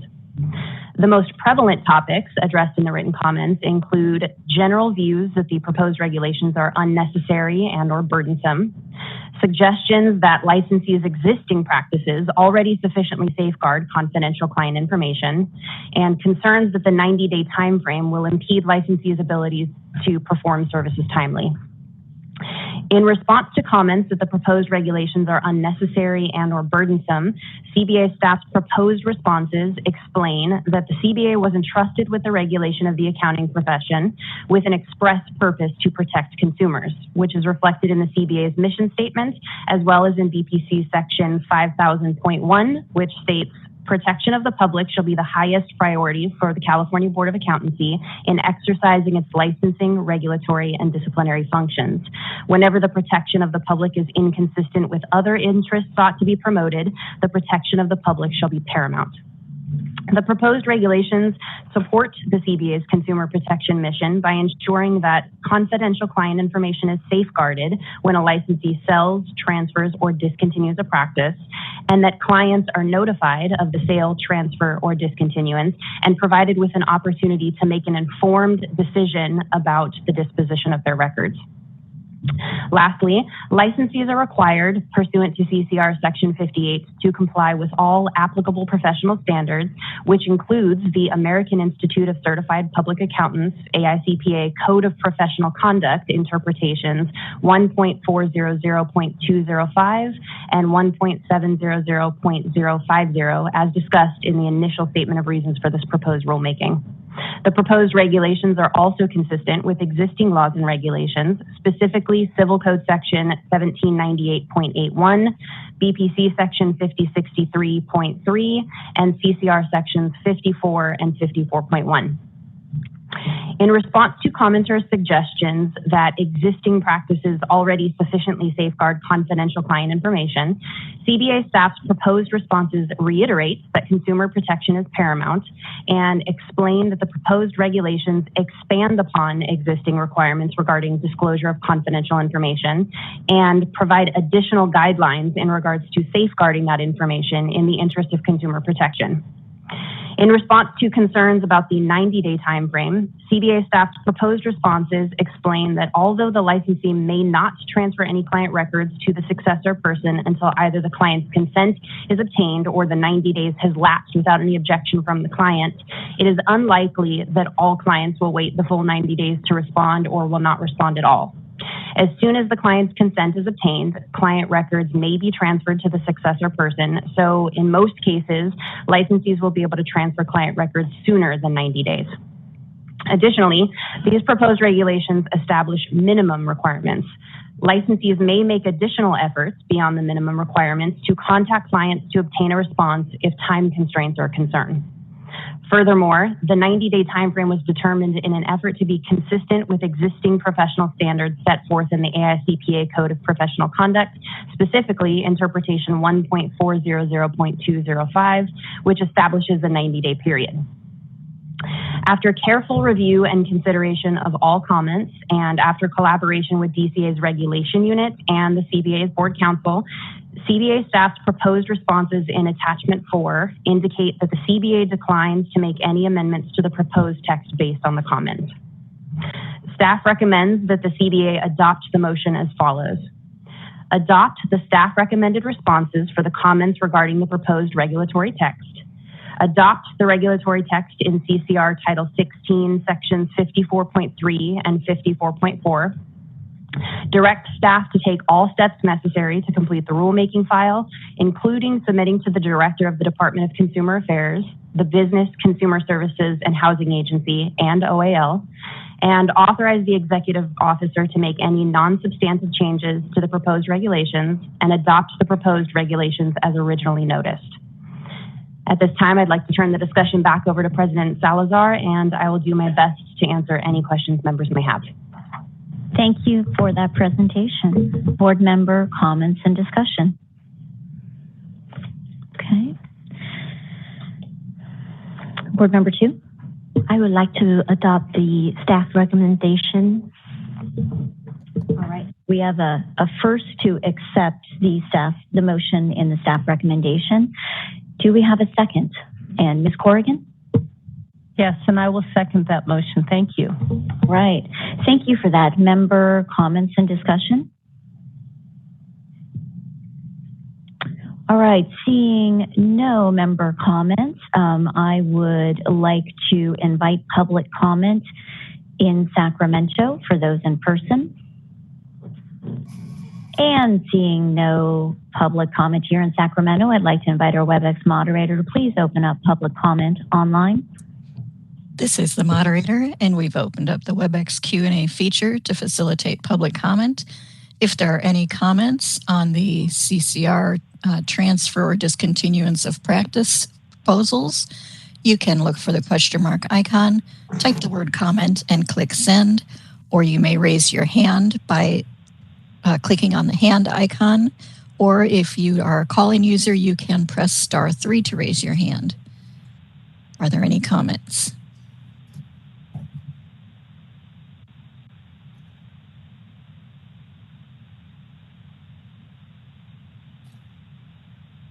I do not see any comments. If you would like, I can close the WebEx Q&A. Yes, moderator, please close public comment. Thank you. All right, thank you for that. And Ms. Reed, would you please call for the vote? Evangeline Ward? Yes. Yen Tu? Yes. Michael Savoy? Yes. Katrina Salazar? Yes. Joe Rosenbaum? Yes. Ariel Pay? Yes. Tony Lynn? Yes. Christian Latta? Dan Jacobson? Yes. And Nancy Corrigan? Yes. Motion carries. All right. Thank you very much for that. And that concludes that item. Thank you so much for that presentation, Ms. Fletcher. All right. So we will momentarily be adjourning to our 15-minute break. I do want to share that when we return, we will be moving on to agenda item 16, which are committee reports. So with that, we are going to recess for 15 minutes. Thank you.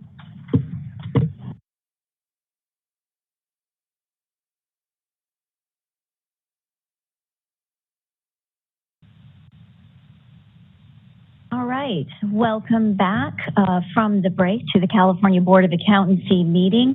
I did mention that we would be accelerating committees, but I'm going to do a little bit of presidential license here with the order. And I would like to elevate item 13B, which is our report on the long-term licensing data trends. And I would like to invite Ms. Sarah Benedict, our manager of license renewal and continuing competency unit, to come to the table to present this item for us. I appreciate your indulgence. I do think that this is an important item and might be helpful to have covered prior to our committee discussion. Thank you. Thank you, President Salazar. My name is Sarah Benedict, and I'm the manager of the License Renewal and Continuing Competency Unit. The purpose of this agenda item is to provide the CBA with long-term licensing data trends that may be useful when considering the pipeline of future California CPAs. At its November 17th, 2022 meeting, the CBA requested California-specific licensing data that could be useful when considering the CPA pipeline. Staff derived the requested data from historical CBA licensing activity reports, NASBA annual and quarterly CPA data reports, and CBA internal licensing databases. The American Institute for Certified Public Accountants, or AICPA, reported the following national pipeline-related trends in their 2021 trends report. Accounting graduates trended downward in the 2019-2020 academic year, with decreases of 2.8% and 8.4% at the bachelor's and master's levels, respectively. Of firms that hired one or more accounting graduates in 2020, 74% expect to hire the same number or more in 2022 as compared with 2021. 89% of all U.S. CPA firms expect to have the same number or more CPAs on staff in 2022 in comparison with 2021. The number of new CPA exam candidates entering the CPA pipeline decreased in 2020 due to short-term closures and the various restrictions at Prometric test centers resulting from the COVID-19 pandemic. The number of CPA exam candidates who passed their fourth section of the exam decreased 11% between 2019 and 2020, after a 2% decline between 2018 and 2019. The number of successful candidates decreased 5.5% between 2020 and 2021. Now, turning to pages 3 and 4 of the agenda item, the CBA has experienced a decline in the number of first-time CPA exam applications and the number of repeat CPA exam applications received and approved, as shown in graphs 1 and 2. The spike in fiscal year 2015-2016 was likely due to applicants attempting to pass all 4 sections prior to the implementation of the new CPA exam in April 2017. Graph 3 on page 5 has a similar spike during 2016, but overall it illustrates a steady decline in the first-time test takers in California and across all jurisdictions. Graph 4 illustrates a decline in the number of candidates passing the CPA exam in California and across all jurisdictions. Graph 5 on page 6 represents the initial CPA applications received and approved by CBA. The CBA has seen several spikes and declines in the number of initial licensing applications received. A possible reason for the significant increase in applications in fiscal year 2013-2014 is the anticipation of the 150 semester unit educational requirement that went into effect in 2014. Table 1 at the top of page 7 lists the number of new California CPAs. The table is broken down by previously unlicensed applicants and those who have previously held a CPA license, either in California or in another state. Moving on to page 8, the total number of California CPAs is shown in graph 6. This includes active, inactive, delinquent, and retired CPAs. As of June 30th, 2022, 63% of the CPA population is in an active status. Additionally, approximately 13% of CPA licensees reside out of the state and 2% reside out of the country. Page 9 includes age demographics. The average age of initial previously unlicensed CPAs is approximately 30 years old. The majority of California CPAs are aged 49 or younger, with the median age being 48. The CPA population has continued to grow. However, the recent decline in the number of CPA exam applications received at CBA, the decline in the number of applicants who passed the CPA exam, and the small percent of licensees aged 20 to 29 may be a leading indicator that the CBA will experience a decline in the number of licensed active CPAs in the coming years. Additionally, California firms may have a need that exceeds the number of new CPAs entering the profession. If the CBA finds it useful, a similar trends report could be generated annually and presented to the CBA each September. And that concludes my presentation. I will now turn it over to President Salazar, and I'm happy to try to answer any questions that members may have. Thank you so much for that presentation. Member discussion, comments?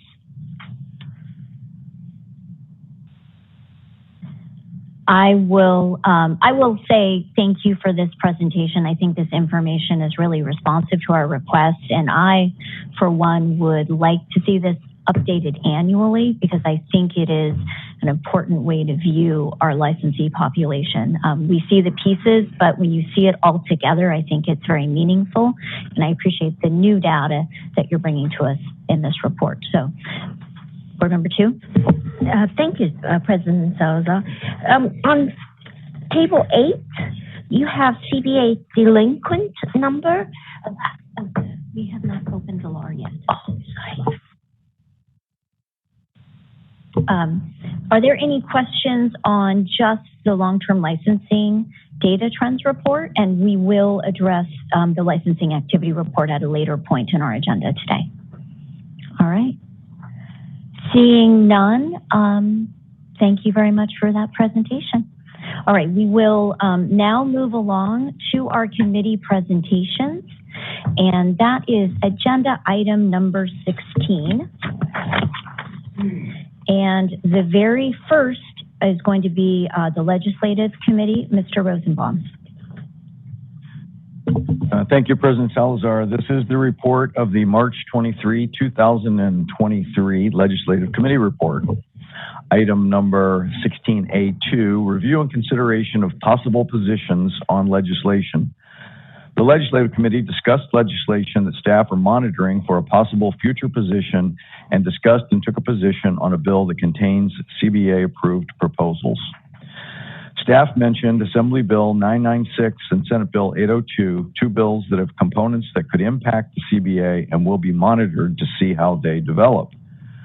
Of these, Assembly Bill 996 would require DCA entities to develop and maintain a conflict of interest policy that at a minimum discourages the qualification of any CE course if the provider of that course has an economic interest in a commercial product, or enterprise directly or indirectly promoted in that course. Senate Bill 802 would require a board that decides to deny an application for licensure based solely or in part on the applicant's conviction history to notify the applicant in writing within 30 days after a decision is made. This bill is scheduled for a hearing on March 27, so we'll likely have additional information as this progresses. The Legislative Committee also discussed Senate Bill 887, which was introduced recently by the Senate Business Professions and Economic Development Committee on March 14. Senate Bill 887 contains non-substantive changes for several boards and bureaus within the Department of Consumer Affairs, including provisions approved by the CBA at the January 2023 meeting. Those CBA-approved changes include those related to deleting language for an advisory committee no longer in use, updating peer review terminology, deleting reference to old practice privilege fees, removing outdated traditional language for the new CPA licensure requirements from 2013, and other non-substantive and grammatical fixes. However, there were other proposed amendments that the CBA did not request, and staff have contacted the Senate Committee regarding the proposed amendment in Business Professions Code Section 5076M to either have these changes undone or delete the section as it relates to an old and outdated reporting requirement anyway. The committee responded to say that it anticipates fixing these prior to the bill being heard in committee in late April.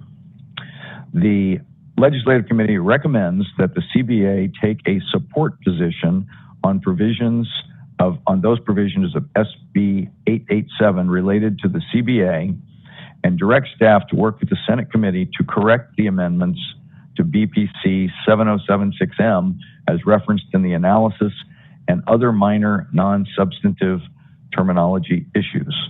This is a fully formed motion and does not need a second. All right. Thank you very much for that. So that would then open us up for member comments on this. Okay.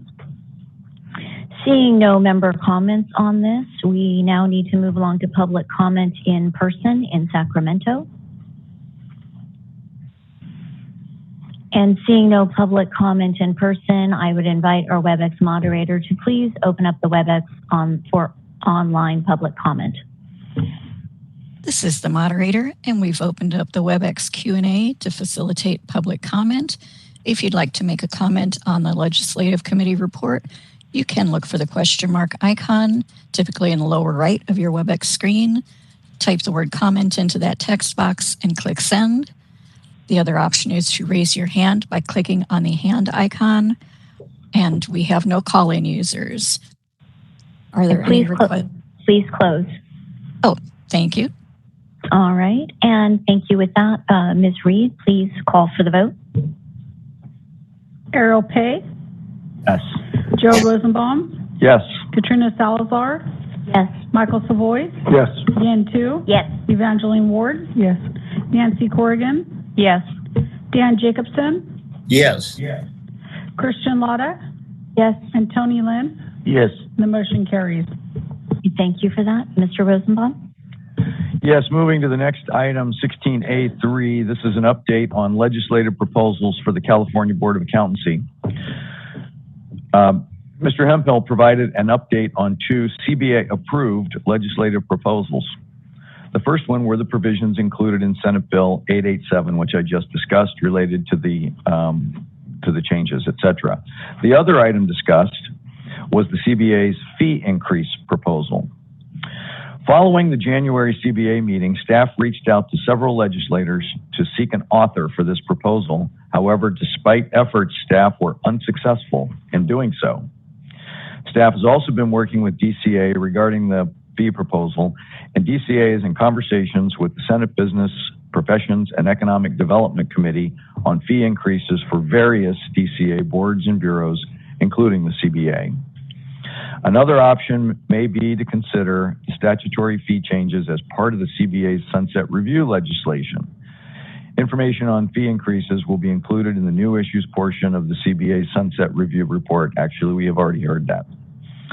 CBA staff is also exploring a suggestion for a staggered approach to increasing the license fee renewal and initial permit fees made by the California Society of CPAs at our January CBA meeting. Information on this will also be provided at a future meeting.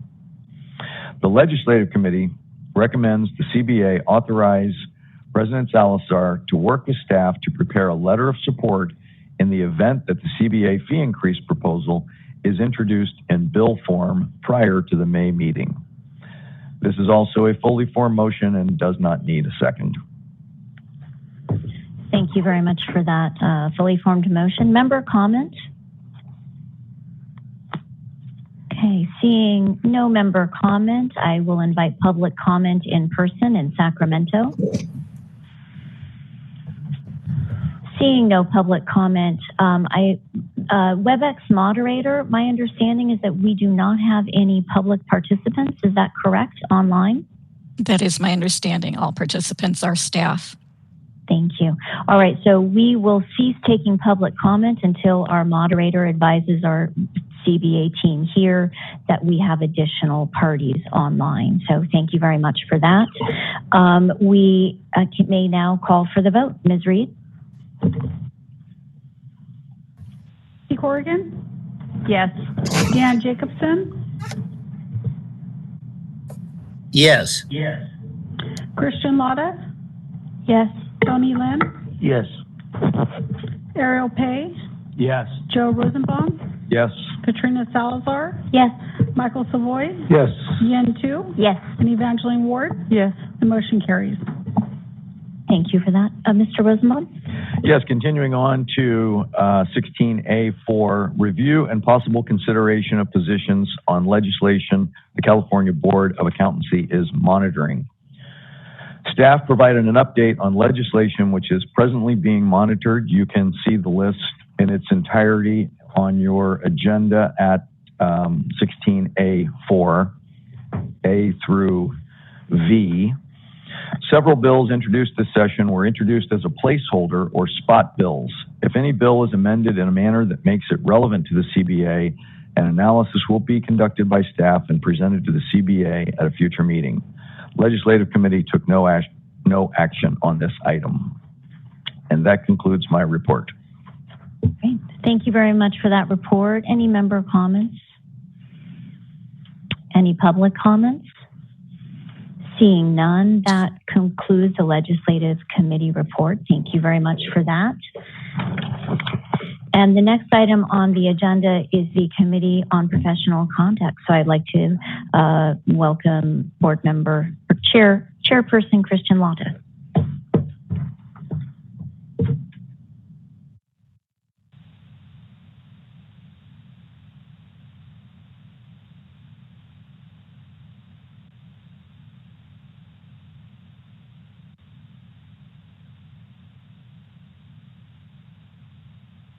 Thank you, President Salazar. Okay, so this will be the report for the Committee on Professional Conduct. So I'll begin the report, and that will jump right into item 16B2. That item is the discussion and possible action to consider changes to previously proposed text and reauthorization of a regular rulemaking to amend California Code of Regulations Title 16, Section 41, Firm Responsibilities, and Section 50.1, Client Notification regarding accounting firms providing attest services with ownership comprised solely of certified public accountants who have not completed the attest experience requirement. The CPC discussed proposed changes to CBA regulations regarding accounting firms that provide attest services when the ownership is comprised solely of certified public accountants who are not authorized to sign attest documents. The CPC previously considered this topic in January 2020, and the CBA adopted the committee's recommendation to explore 4 possible policy changes.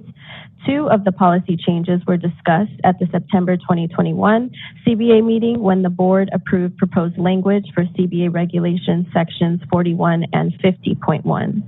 The remaining 2 changes will be addressed through statutory changes and presented at a later date. Due to the various issues being identified regarding the attest and general experience requirements, the CBA paused efforts to complete these actions and established the consideration of the CPA Experience Requirements Task Force, or CERT, to study the necessity and sufficiency of the attest experience requirement.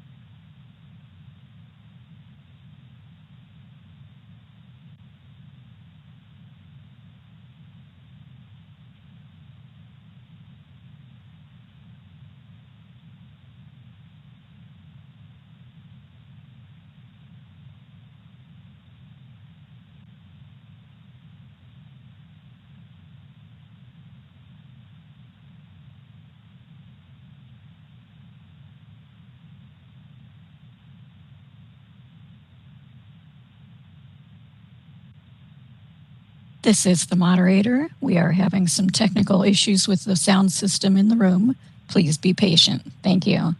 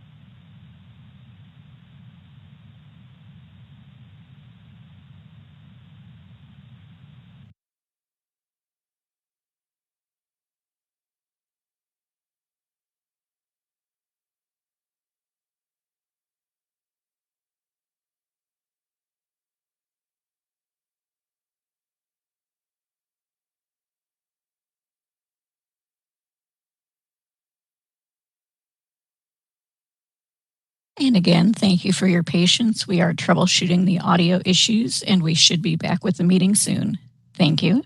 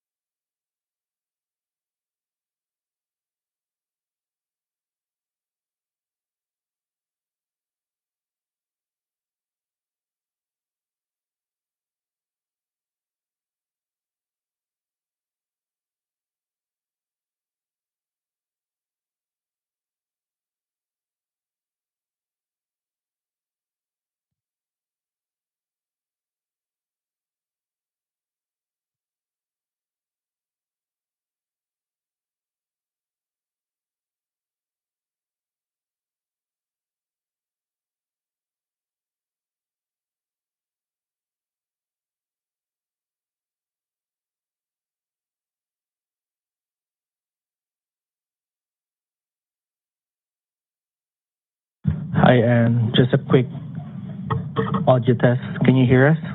Yes, we can. Okay, thank you. You're welcome. All right. Please continue. Someone really must not like our CPC agenda items today.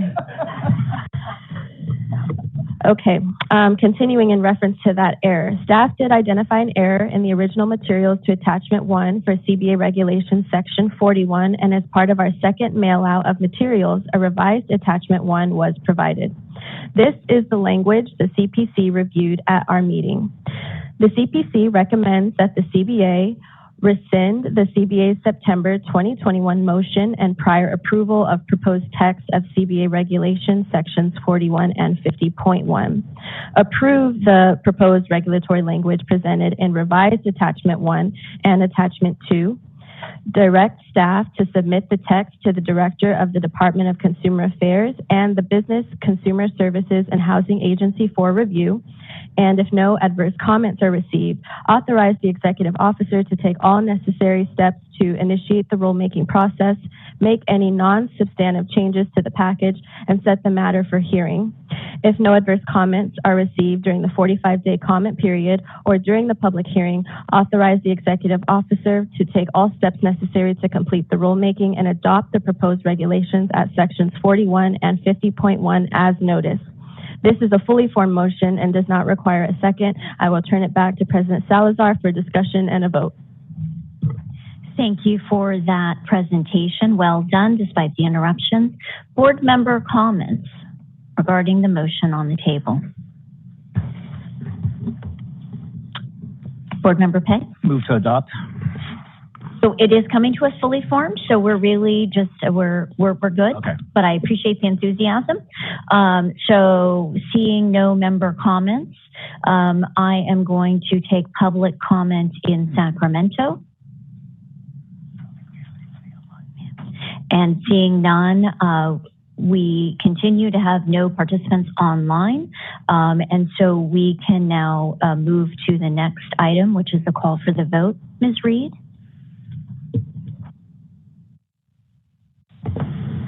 Tony Lynn? Yes.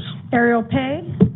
Yes. Joe Rosenbaum? Yes. Katrina Salazar? Yes. Michael Savoy? Yes. Yen Tu? Yes. Evangeline Ward? Yes. Nancy Corrigan? Yes. Dan Jacobson?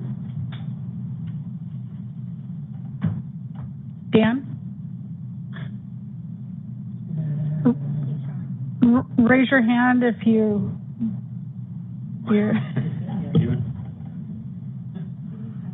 Christian Lotta? Yes. Mr. Jacobson? Can you raise your hand, Mr. Jacobson, if you can hear us? Oh, we got a hand. Okay. Got a hand. The motion carries.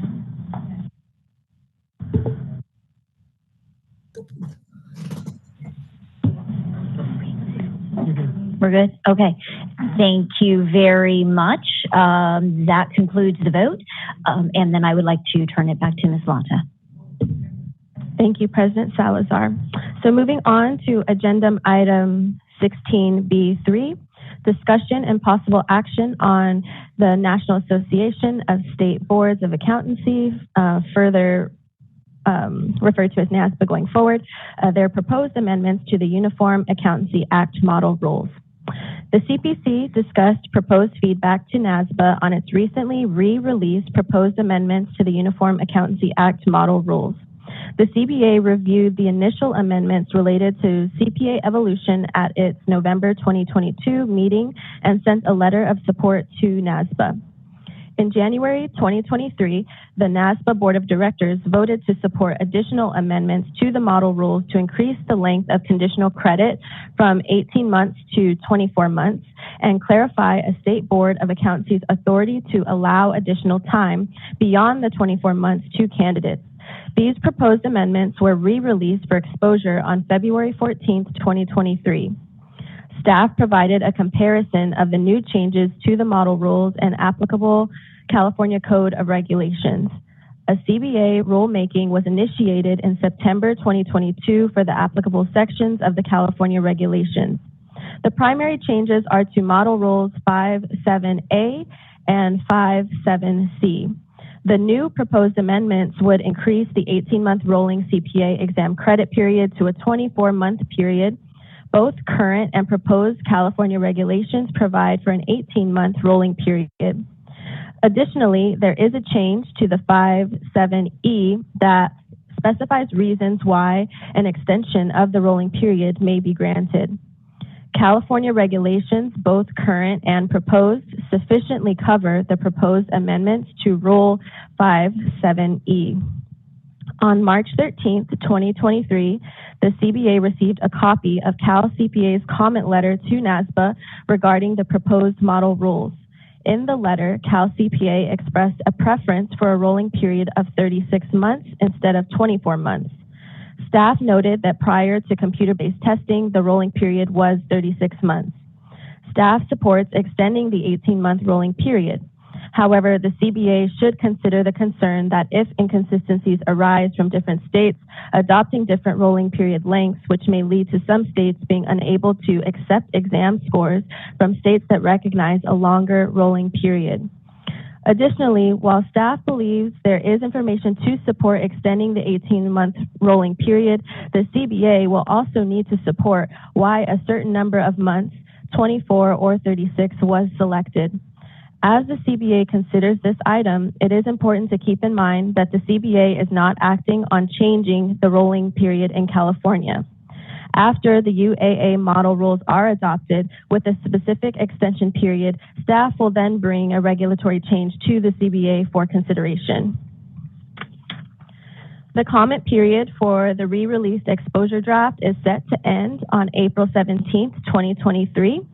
The CPC recognized the importance of uniformity among the states in their examination timeframes. The CPC discussed how lengthening the timeframe might impact the profession's pipeline issues. The fact that the pipeline issue should underscore any discussions regarding extending the timeframe was agreed upon. The CPC took two actions, and with permission of President Salazar, I will read them both. The CPC recommends that the CBA authorize President Salazar to work with staff to finalize and submit a response to NASBA on behalf of the CBA. Second item, the CPC recommends the CBA respond to NASBA, includes support for the 24-month rolling period, subject to answering a few questions. Pertaining to motion 2, staff noted CPC questions, including, were state early entry policies considered when proposing the 24-month time frame? For example, might these provisions allow applicants to sit for exam sections close to graduation while also allowing for a longer time frame? Question 2, what data did NASBA rely upon when selecting 24 months, including information regarding the potential for improved exam performance when taken closer to graduation? Was that considered? And question 3, was the impact to the pipeline considered when proposing the 24-month time frame? For example, were students dropping out of the pipeline when credits are lost? Were professional workload demands during peak CPA seasons? So these are fully formed motions and do not require a second. I will turn it back to President Salazar for discussion and a vote. All right, thank you for that report on that item in the motion. Board member discussion. Ms. Lata? Thank you, President Salazar. I just want to repeat what I stated during the meeting in regards to my opinion regarding the rolling period extension. I'm in support of Cal CPA's position regarding the 36-month extension. They brought some, I think, valid points regarding the different complexities of the entry-level positions, as well as firms' increased challenge in balancing the workload and having less flexibility to allow time to prepare for the exam due to the staff shortages. And in my personal opinion, the profession has, I wouldn't say a standard, but a common practice of not allowing candidates to take exams during busy season, which is approximately 6 months or so of the year, and firms are starting to experience even longer busy seasons.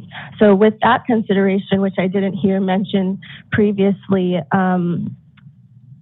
it's not a full 24-month period if we were to consider that extension. It's about half that if you really consider the true practices of our profession. So I just wanted to make that note and also state it to the board as well as my committee. Thank you. Additional comments? Mr. Savoy? I mean, the biggest problem here is consistency amongst all 55 jurisdictions. As some of us remember, getting to the 150 hours, we were the 47th jurisdiction to adopt that. If NASBA is putting out 24, I don't know how we're going to get to 36. Now, for nobody to change and leave it at 18, that's not an issue. Anything less than 24 and 24 would be accepted, universally. But for somebody to go to 36 and then find out we can't participate in mobility or do other things. So unless you get NASBA to move the needle, which controls many jurisdictions, we are where we are. I would like to just make a quick comment about how this is, about the committee, the UAA committee that is listed as bringing this forward. And that is actually a joint committee that is comprised of NASBA representatives and AICPA representatives. So what is not necessarily apparent is that this proposal is actually a joint proposal of the AICPA and NASBA that is coming to us. So I would just share that background. I'm not saying there is not a lot of debate. I would just share that at least is the process. And we are at member comments. And let me complete our member comment and recognize Ms. Chu. Thank you. I'm wondering, I know we have a motion, fully formed motion on the floor already, and I do agree with Ms. Lada in her comments regarding the 30, was it 32? 36, I beg pardon. And I read the Cal CPA's letter, and they have very valid argument to that number as well. And I have a personal experience. My nephew, who has taken his exam, and I follow his career very closely, and it was very challenging for him. I know his 18 months have lapsed, and I've been trying to encourage him to get back, and he said, I'm not taking those exams again, because he changed changed company and so forth. So just from that anecdotal experience, It is very difficult for the current atmosphere in terms of work balance and all these issues that come up with the younger people that are coming into the profession. So I would be in support of making the motion possibly up to 36 so that our president during NASPA's conversation and discussion, she has the authority to potentially just up to 36 change if there's. And so I welcome those comments. We do have a fully formed motion on the table. So let's continue for additional discussion. And seeing none, we do have public comment here. So I would like to open up for public comment in Sacramento. Jason Fox, the California Society of CPAs. I would just note that I think the question before the board is feedback on a comment letter, exposure draft to NASBA's UAA committee, not necessarily a change. So while the concerns of being inconsistent are valid, I don't know if that's the question yet. I think this is the feedback to NASBA on what that national model should look like. So I think it would be within the board's scope to suggest a longer or whatever more appropriate window. I think in our comments, we thought 36 makes the most sense based off of, I'm happy to outline some of those issues, but really the thinking is, there's some, there's precedent from prior exam formats, and then there's precedent related to the expanded additional time related to the transition to the new exams. And then again, just kind of a philosophical view of, let's have the carrot and the stick thing. The stick can be kind of punitive and knocking people out and very demoralizing if you do lose exam credits. And so let's give people a little bit longer of a runway, but certainly we want to incentivize people to go through the exam process as quickly as possible, but we don't want to knock them out of the whole process. And then one part I neglected to mention in our prior comments yesterday, there are included on our letter, is that there might be some ways and this might be something the board wants to include in their comment, is include some mechanisms for the candidate to kind of some either check marks or kind of other steps that they have to meet in that 36-month window to kind of show that they are engaged in the process, so that there's not a feeling that it took one exam and you don't know if they're going to come back, but maybe they're to keep the window open to them. Those are some thoughts that might be, kind of help alleviate some of the concerns that I know nationally have been raised related to too long of a window. So again, I think the board's question is, this is the feedback, not necessarily you're making a jump to a change immediately. So while the concerns about being inconsistent are valid, I don't know if that's related to necessarily the question for the board right now. So happy to answer any other questions. Ms. Lata? Thank you, President Salazar. In regards to our letter and response and the questions included, are we able to add additional questions at this point, or the motion is formed so we can't do that? Do you want to comment? I believe the way that you frame that motion, it says including, it's not narrowing us to something. So if there's additional information members want, the idea is that we can be flexible with that and add as the discussion evolves. Okay. So I'll think you have to change your motion. Okay.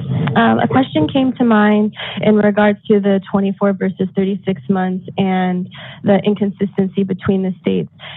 Could we ask NASBA, if we were to consider adopting a 36-month period, have they thought through a process to remedy that mobility issue with the states that have 24 months?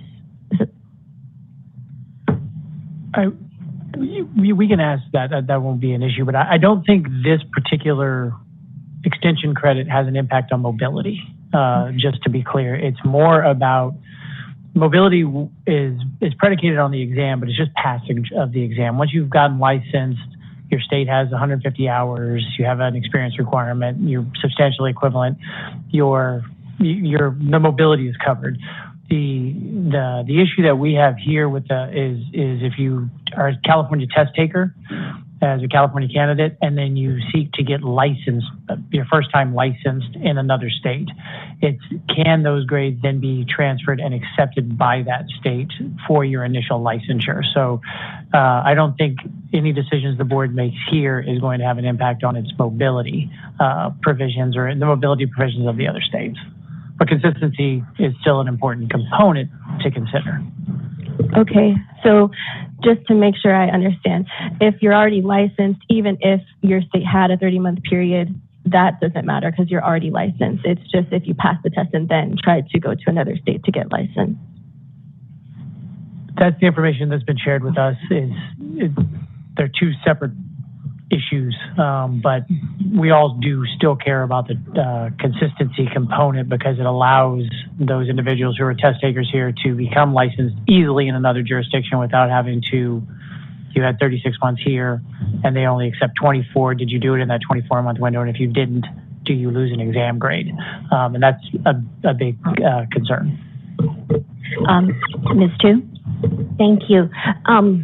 Jason, this question will lead to you, but I recall from yesterday's discussion, there was some issue with the fact that and they have, NASPA have data that shows that if a student that graduated and take too long to get the test done, it may cause a problem, and they have some data relating to that. Do you have, Cal CPA have any data showing in the past when it was 36 months, the number, was it challenging for students to be able to pass the exam when it's too long? I don't have any hard data, and I'm not aware of what data NASBA has or doesn't have. It was part of a prior thing, data-driven decisions. And so if there are data related to that, I think we'd be open to looking at that. Anecdotally, I think, yes, from experience, the sooner you take the exam related to education and the more focused you are on that, the more successful you're going to do that. I think from the testing window, it's not necessarily, you should motivate and incentivize people to do that, but you should give them a long runway so that when there are personal, professional, life experiences, they require additional time, you shouldn't be kind of pushed out of that process. And so I think 36 months is kind of give you a little bit more time. The profession is more complex. You're doing a lot more earlier. You're starting work in a firm much sooner. And so again, yes, you're more successful the quicker you do it, but that doesn't mean that there aren't scenarios where a significant number of candidates do require longer time. And so that's why, I would just, I know this wasn't a question, I would just write, this is a comment letter on exposure draft. So again, the consistency is very important, but that's the second question. This is to provide feedback on what that model should look like. And I think that's what we're trying to suggest. Before we move on, I'd like to invite Mr. Fanzella to respond. And going back to that, your question, Ms. Lott, I think, again, that's the information we've been provided, but I think we can include that in the letter and get that affirmation from NASBA in as much as that they are distinct, that if this wouldn't affect mobility if states had different conditional credit timing, it would just be on this, would they accept the grades if they're getting a license? But we can include that in the letter to get that clarification. Ms. Corrigan? President Salazar, and as we discussed at the CPC and also as was presented in a NASBA presentation earlier this week, there's quite a bit of evidence that, of course, taking the exam as soon as you can after education is always better. And I want to underscore the consistency issue that I believe Mr. Savoy has brought up and we've discussed a number of times. But educators, prometric testing systems themselves, along with other professions, have indicated that as you get further out, and the reason that the 36-month window may be excessive is that the failure rate increases tremendously, so that there should be, not to be a stick, but an incentive. And employers need to support their employees in getting that exam passed. But there's quite a bit of evidence that the longer you go, the less positive the results. I don't want to forget, we're bringing up things that we discussed in CPC, we also discussed what I'm mentioning, so I don't want that to be overlooked. Thank you. I'll just echo on that before I recognize Mr. Rosenbaum. I do think the experience of our potential future CPAs, and we don't want to harm them, is an important comment that thank you for sharing that. Mr. Rosenbaum? Well, I thank Mr. Franzella for clarifying the notion of the inconsistency versus mobility. For me, I guess I hadn't really fully thought that through, but I'm less troubled by the inconsistency because that is a test taker's right to choose where they might want to then obtain their initial license. So all things considered, I'd be more in favor of extending to a longer period of 36 months. Ada? Thank you. Thank you, Mr. Franzella, for considering adding comments regarding that clarification. But I would like to explicitly ask them, if a state chooses the longer 36-month period, is there a plan in terms of remedying the inconsistency between the states are accepting credit, a 24-month state from accepting credit from a 36-month state? We will have the same issue regardless of the change. I think anytime there's a change, from my opinion, is that anytime there's a change, there's going to be an issue of how do all of the jurisdictions strive to move forward in tandem. And that's the point of these letters, is to try to gauge where individual boards are. And as I listen to the conversation, I'm hearing support for extension. I'm also hearing that there needs to be some data and some fact base behind it because of our regulatory needs as well, which is why some of the questions I think that are helpful for us, as well as the process that we would need to go through. Mr. Svoy? Yeah, I don't want to debate this because I'm sure it'll come up again. I don't necessarily agree with you in not affecting mobility because you wouldn't be substantially equivalent anymore.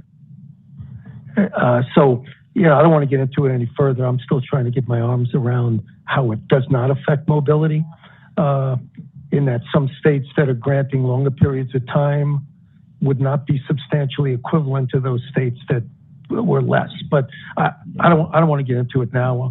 I'm sure this is just answering something, and you have a motion on the table. I mean, we can continue to discuss it, but I think allowing our president to effectively say that we would endorse a longer period of time is your prerogative in drafting this letter.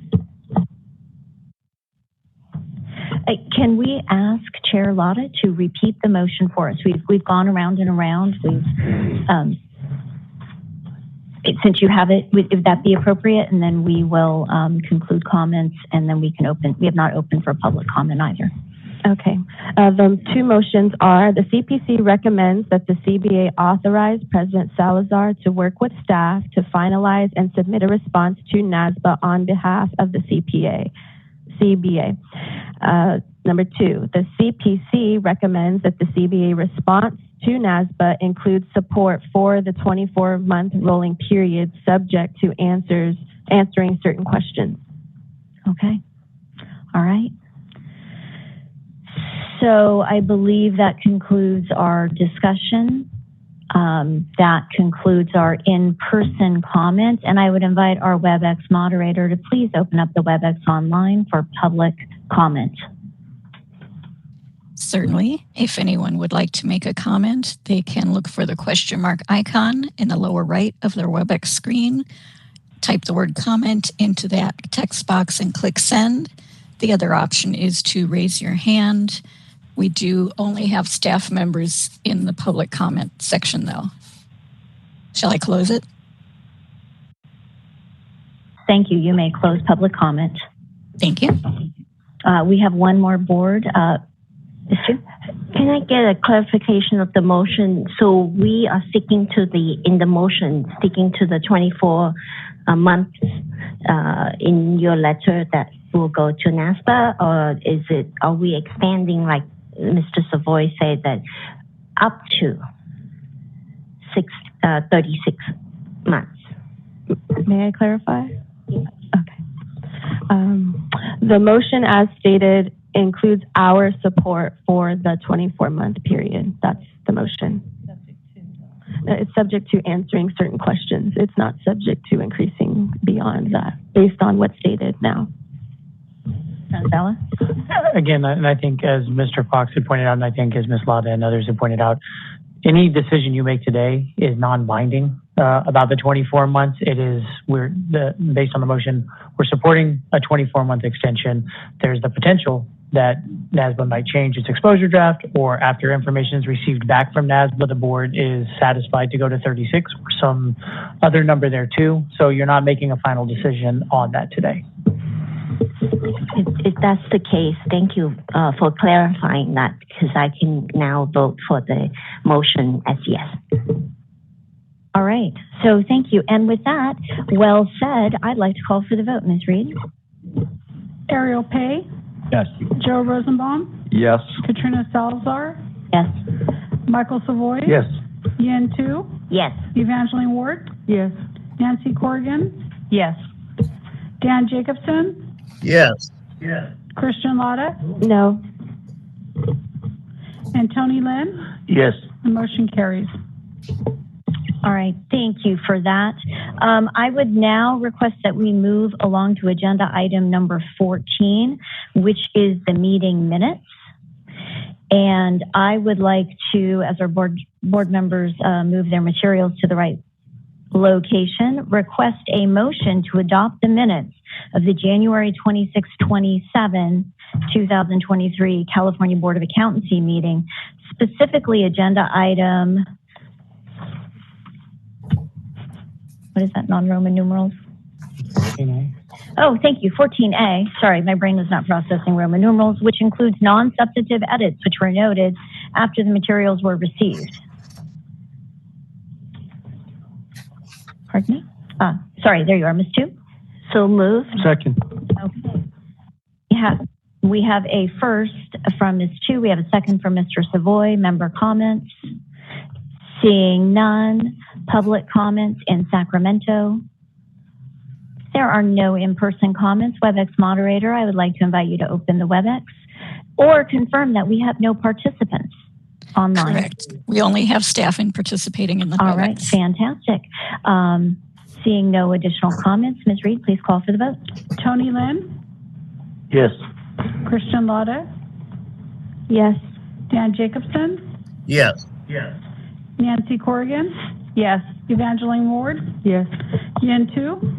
Yes. Michael Savoy? Yes. Katrina Salazar? Yes. Joe Rosenbaum? Yes. And Ariel Pay? Abstain. And the motion carries. All right, thank you for that. The next agenda item is 14B, which is the adoption of the January 26, 2023 minutes for the consideration of the CPA Experience Requirements Task Force, also known as CERT, minutes. The CERT has concluded its work and will not meet again. I will say, I guess I should finish reading. CERT members have reviewed the minutes of this meeting and concur that it accurately reflects. Ms. Joffrey, our legal counsel, is available to answer any questions members might have regarding the adoption of the meeting minutes. So I will now ask for a motion to adopt the minutes of the CERT. So moved. Thank you, Ms. Tu. Nancy Corrigan? Yes, and I will second that motion. Thank you. All right. Fantastic. So then looking for member comments and seeing none, I will invite public comment in person in Sacramento. Seeing none, Ms. Reed, please call for the vote. Nancy Corrigan? Yes. Dan Jacobson? Yes. Christian Lotta? Yes. Tony Lynn? Yes. Ariel Pay? Where do you think we should go after that? Joe Rosenbaum? Yes. Katrina Salazar? Yes. Michael Savoy? Yes. Yen Tu? Yes. And Evangeline Ward? Yes. The motion carries.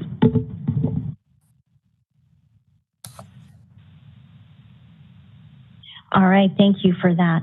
And the last item, I'm going to ask, request a motion to accept the minutes, and we will bundle them. So that will be agenda items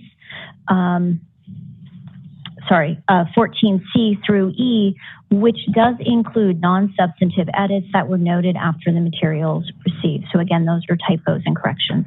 Ms. Tu? Motion to accept all 3 minutes. Ms. Tu, thank you for that first. Ms. Lata? I second. Thank you for that second. Board comments or discussions? All right, seeing none, in-person comment in Sacramento. Seeing none, Ms. Reed, please call for the vote. Yes. Yantu, Yes. Michael Savoy, Yes. Katrina Salazar, Joe Yes. Rosenbaum, Yes. Ariel Pay, Abstain. Tony Lynn, Yes. Christian Lotta, Yes. Dan Jacobson, Yes. and Nancy Corrigan. Yes. Motion carries. All right, thank you very much for that. I would like to move along to item number 15, which is other business. I will defer any reports that have my name on it and would like to then go down to under the NASBA report, recognize NASBA's Pacific Regional Director, Nancy Corrigan. Thank you, President Salazar. The 8 regions held their Zoom conferences throughout February. I fortunately was able to attend all meetings, and each one's agenda started with a report from the Diversity Committee. In my case, it was our chair, Ms. Salazar, and notifying the various regions that the Center for Public Trust can give board, college, and university presentations, and that they have a video that will be coming out soon. And a quick poll is to be held to determine how jurisdictions collect diversity information for overall further use in analyzing diversity information. So that's very beneficial. At the Pacific Region meeting, and at all of them, we gave a summary of the NASBA board meeting, the January meeting, which I gave to you at our last meeting, so I won't repeat that again. We did report on the February 14th special NASBA board meeting, which had to do with the 24-month rolling credit exposure draft, which we've talked about a number of times throughout this meeting. So that was reported at that point. Throughout those meetings, the various topics discussed with the jurisdictions tended to be some jurisdictions are consolidating where different kinds of boards will be under common agencies or umbrella agencies, much unlike what we presently have with the CBA. We also discussed the 18-month rule exam transition extension for the new CPA exam. We talked about, of course, the ever-present and critical pipeline issue, the impact of the 150-hour requirement, and how there is some limited discussion of the meaning and benefit of the 30-hour, additional 30 hours that are important, shortage of CPAs and what is being done with that. So that's going to be an ongoing topic. And whether jurisdictions have positive or negative working relationships with their state societies. And if they don't have positive, what can be done to help that? Generally, they all had pretty good working relationships, and we know that we certainly do in California, so that's important. We gave reminders, as I have given to you before, but I will repeat that the regional meetings are scheduled for May 31st through June 2nd. That's the Eastern, and that's in Savannah, Georgia. Western is June 27th through 29, and that's in Kansas City, Missouri. A reminder that there is an orientation for new board members who have been appointed since May 2022, and these orientations are very beneficial for new members. And with that, I turn it back to you, President Salazar. Thank you. All right. Thank you. Yeah, I would like to continue along and invite Ms. Chu to comment on the Communications Committee. Thank you, President Salazar.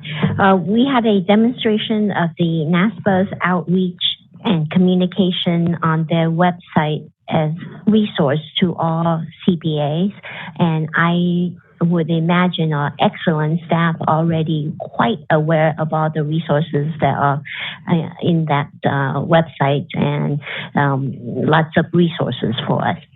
And that's it. Fantastic, thank you. So Ms. Corrigan, did you have anything on Education Committee? I do have the Education Committee. So I chair the Education Committee in my new role this year, and we had our first meeting on February 6th, which was primarily introductory and for me to appoint a 5-member task force, which I am one of them. The charge of that committee is support the boards of accountancy by representing NASBA in the academic community and serving as an advisory resource on education matters related to the accounting profession. And in this case, the NASBA offers research grants, and typically I'm told that in past years we have had 3 to 4 applications. We have 15. And of those 15, 8 tend to be feasible as far as they have met certain, criteria, et cetera. So in the next 2 weeks, the task force will be very busy analyzing those 8, recommending 3 to the full committee, and then recommending that to the NASBA board meeting in April. So we kind of have our work cut out for us. This process was established in 2011, where NASBA's Accounting Education Research Grant Program seeks to advance research on educational issues impacting CPAs, the public accounting profession, and state boards charged to protect the public. The research interest areas include, but are not limited to, integrating data analytics and artificial intelligence as part of an accounting education, diversity in the CPA profession, CPA pipeline-related topics, and the impact of licensing requirements on students' decisions to pursue accounting careers. So some very relevant topics. So I'm anxious to analyze those applications. Thank you. Thank you for that report. I would like to move along to item F, which is report of the annual conference for executive directors, and invite our acting EO, Dominic Franzella, to present. Thank you, President Salazar. So at the end of February, beginning of March, NASBA had its annual ED conference and legal counsel conference. And I would say the vast majority of that conference focused on the pipeline or pipeline issues and pipeline related activities. The agenda of that meeting is provided in your materials under this particular agenda item. The one thing I would like to note that kind of got a lot of attention in certain aspects, but definitely in some of the executive directors' discussions, was a discussion that NASBA is now having with the AICPA on, for lack of a better term, right now is being called amnesty, related to exam sections, whereby individuals who potentially during the pandemic had lost their exam scores, stopped testing, and lost various exam sections to have those potentially reinstated. And so they're having a lot of dialogue around that and trying to figure out if that would be achievable, how states can do that, and potentially the lift that it would be. I will mention that we did run a report trying to determine what our lift would be if we looked back to around the beginning of the pandemic in 2020 for people who've lost exam sections, and it would be a fairly substantive list in California. I would say about 5,300 candidates fell into that bucket. So if our numbers are correct at this time, that would kind of be that group. So again, that's being, I'd say it's a soft number right now because we don't know what their parameters or what that's going to be looking at. But if we just look at that window, people who lost an exam score, 2, 3, or even all 4 sections over a period of time, it's about 5,300. So just keeping that in mind as that dialogue starts to mature a bit. So I'm happy to turn it back over to President Salazar. Thank you very much. I appreciate you sharing that with our group. I would like to invite member questions on Mr. Franzella's report. I have one question on the amnesty. So when you say it continues to mature, this would seem like a fairly timely subject. They'd have to make a decision on that fairly quickly to have people continue to think about this.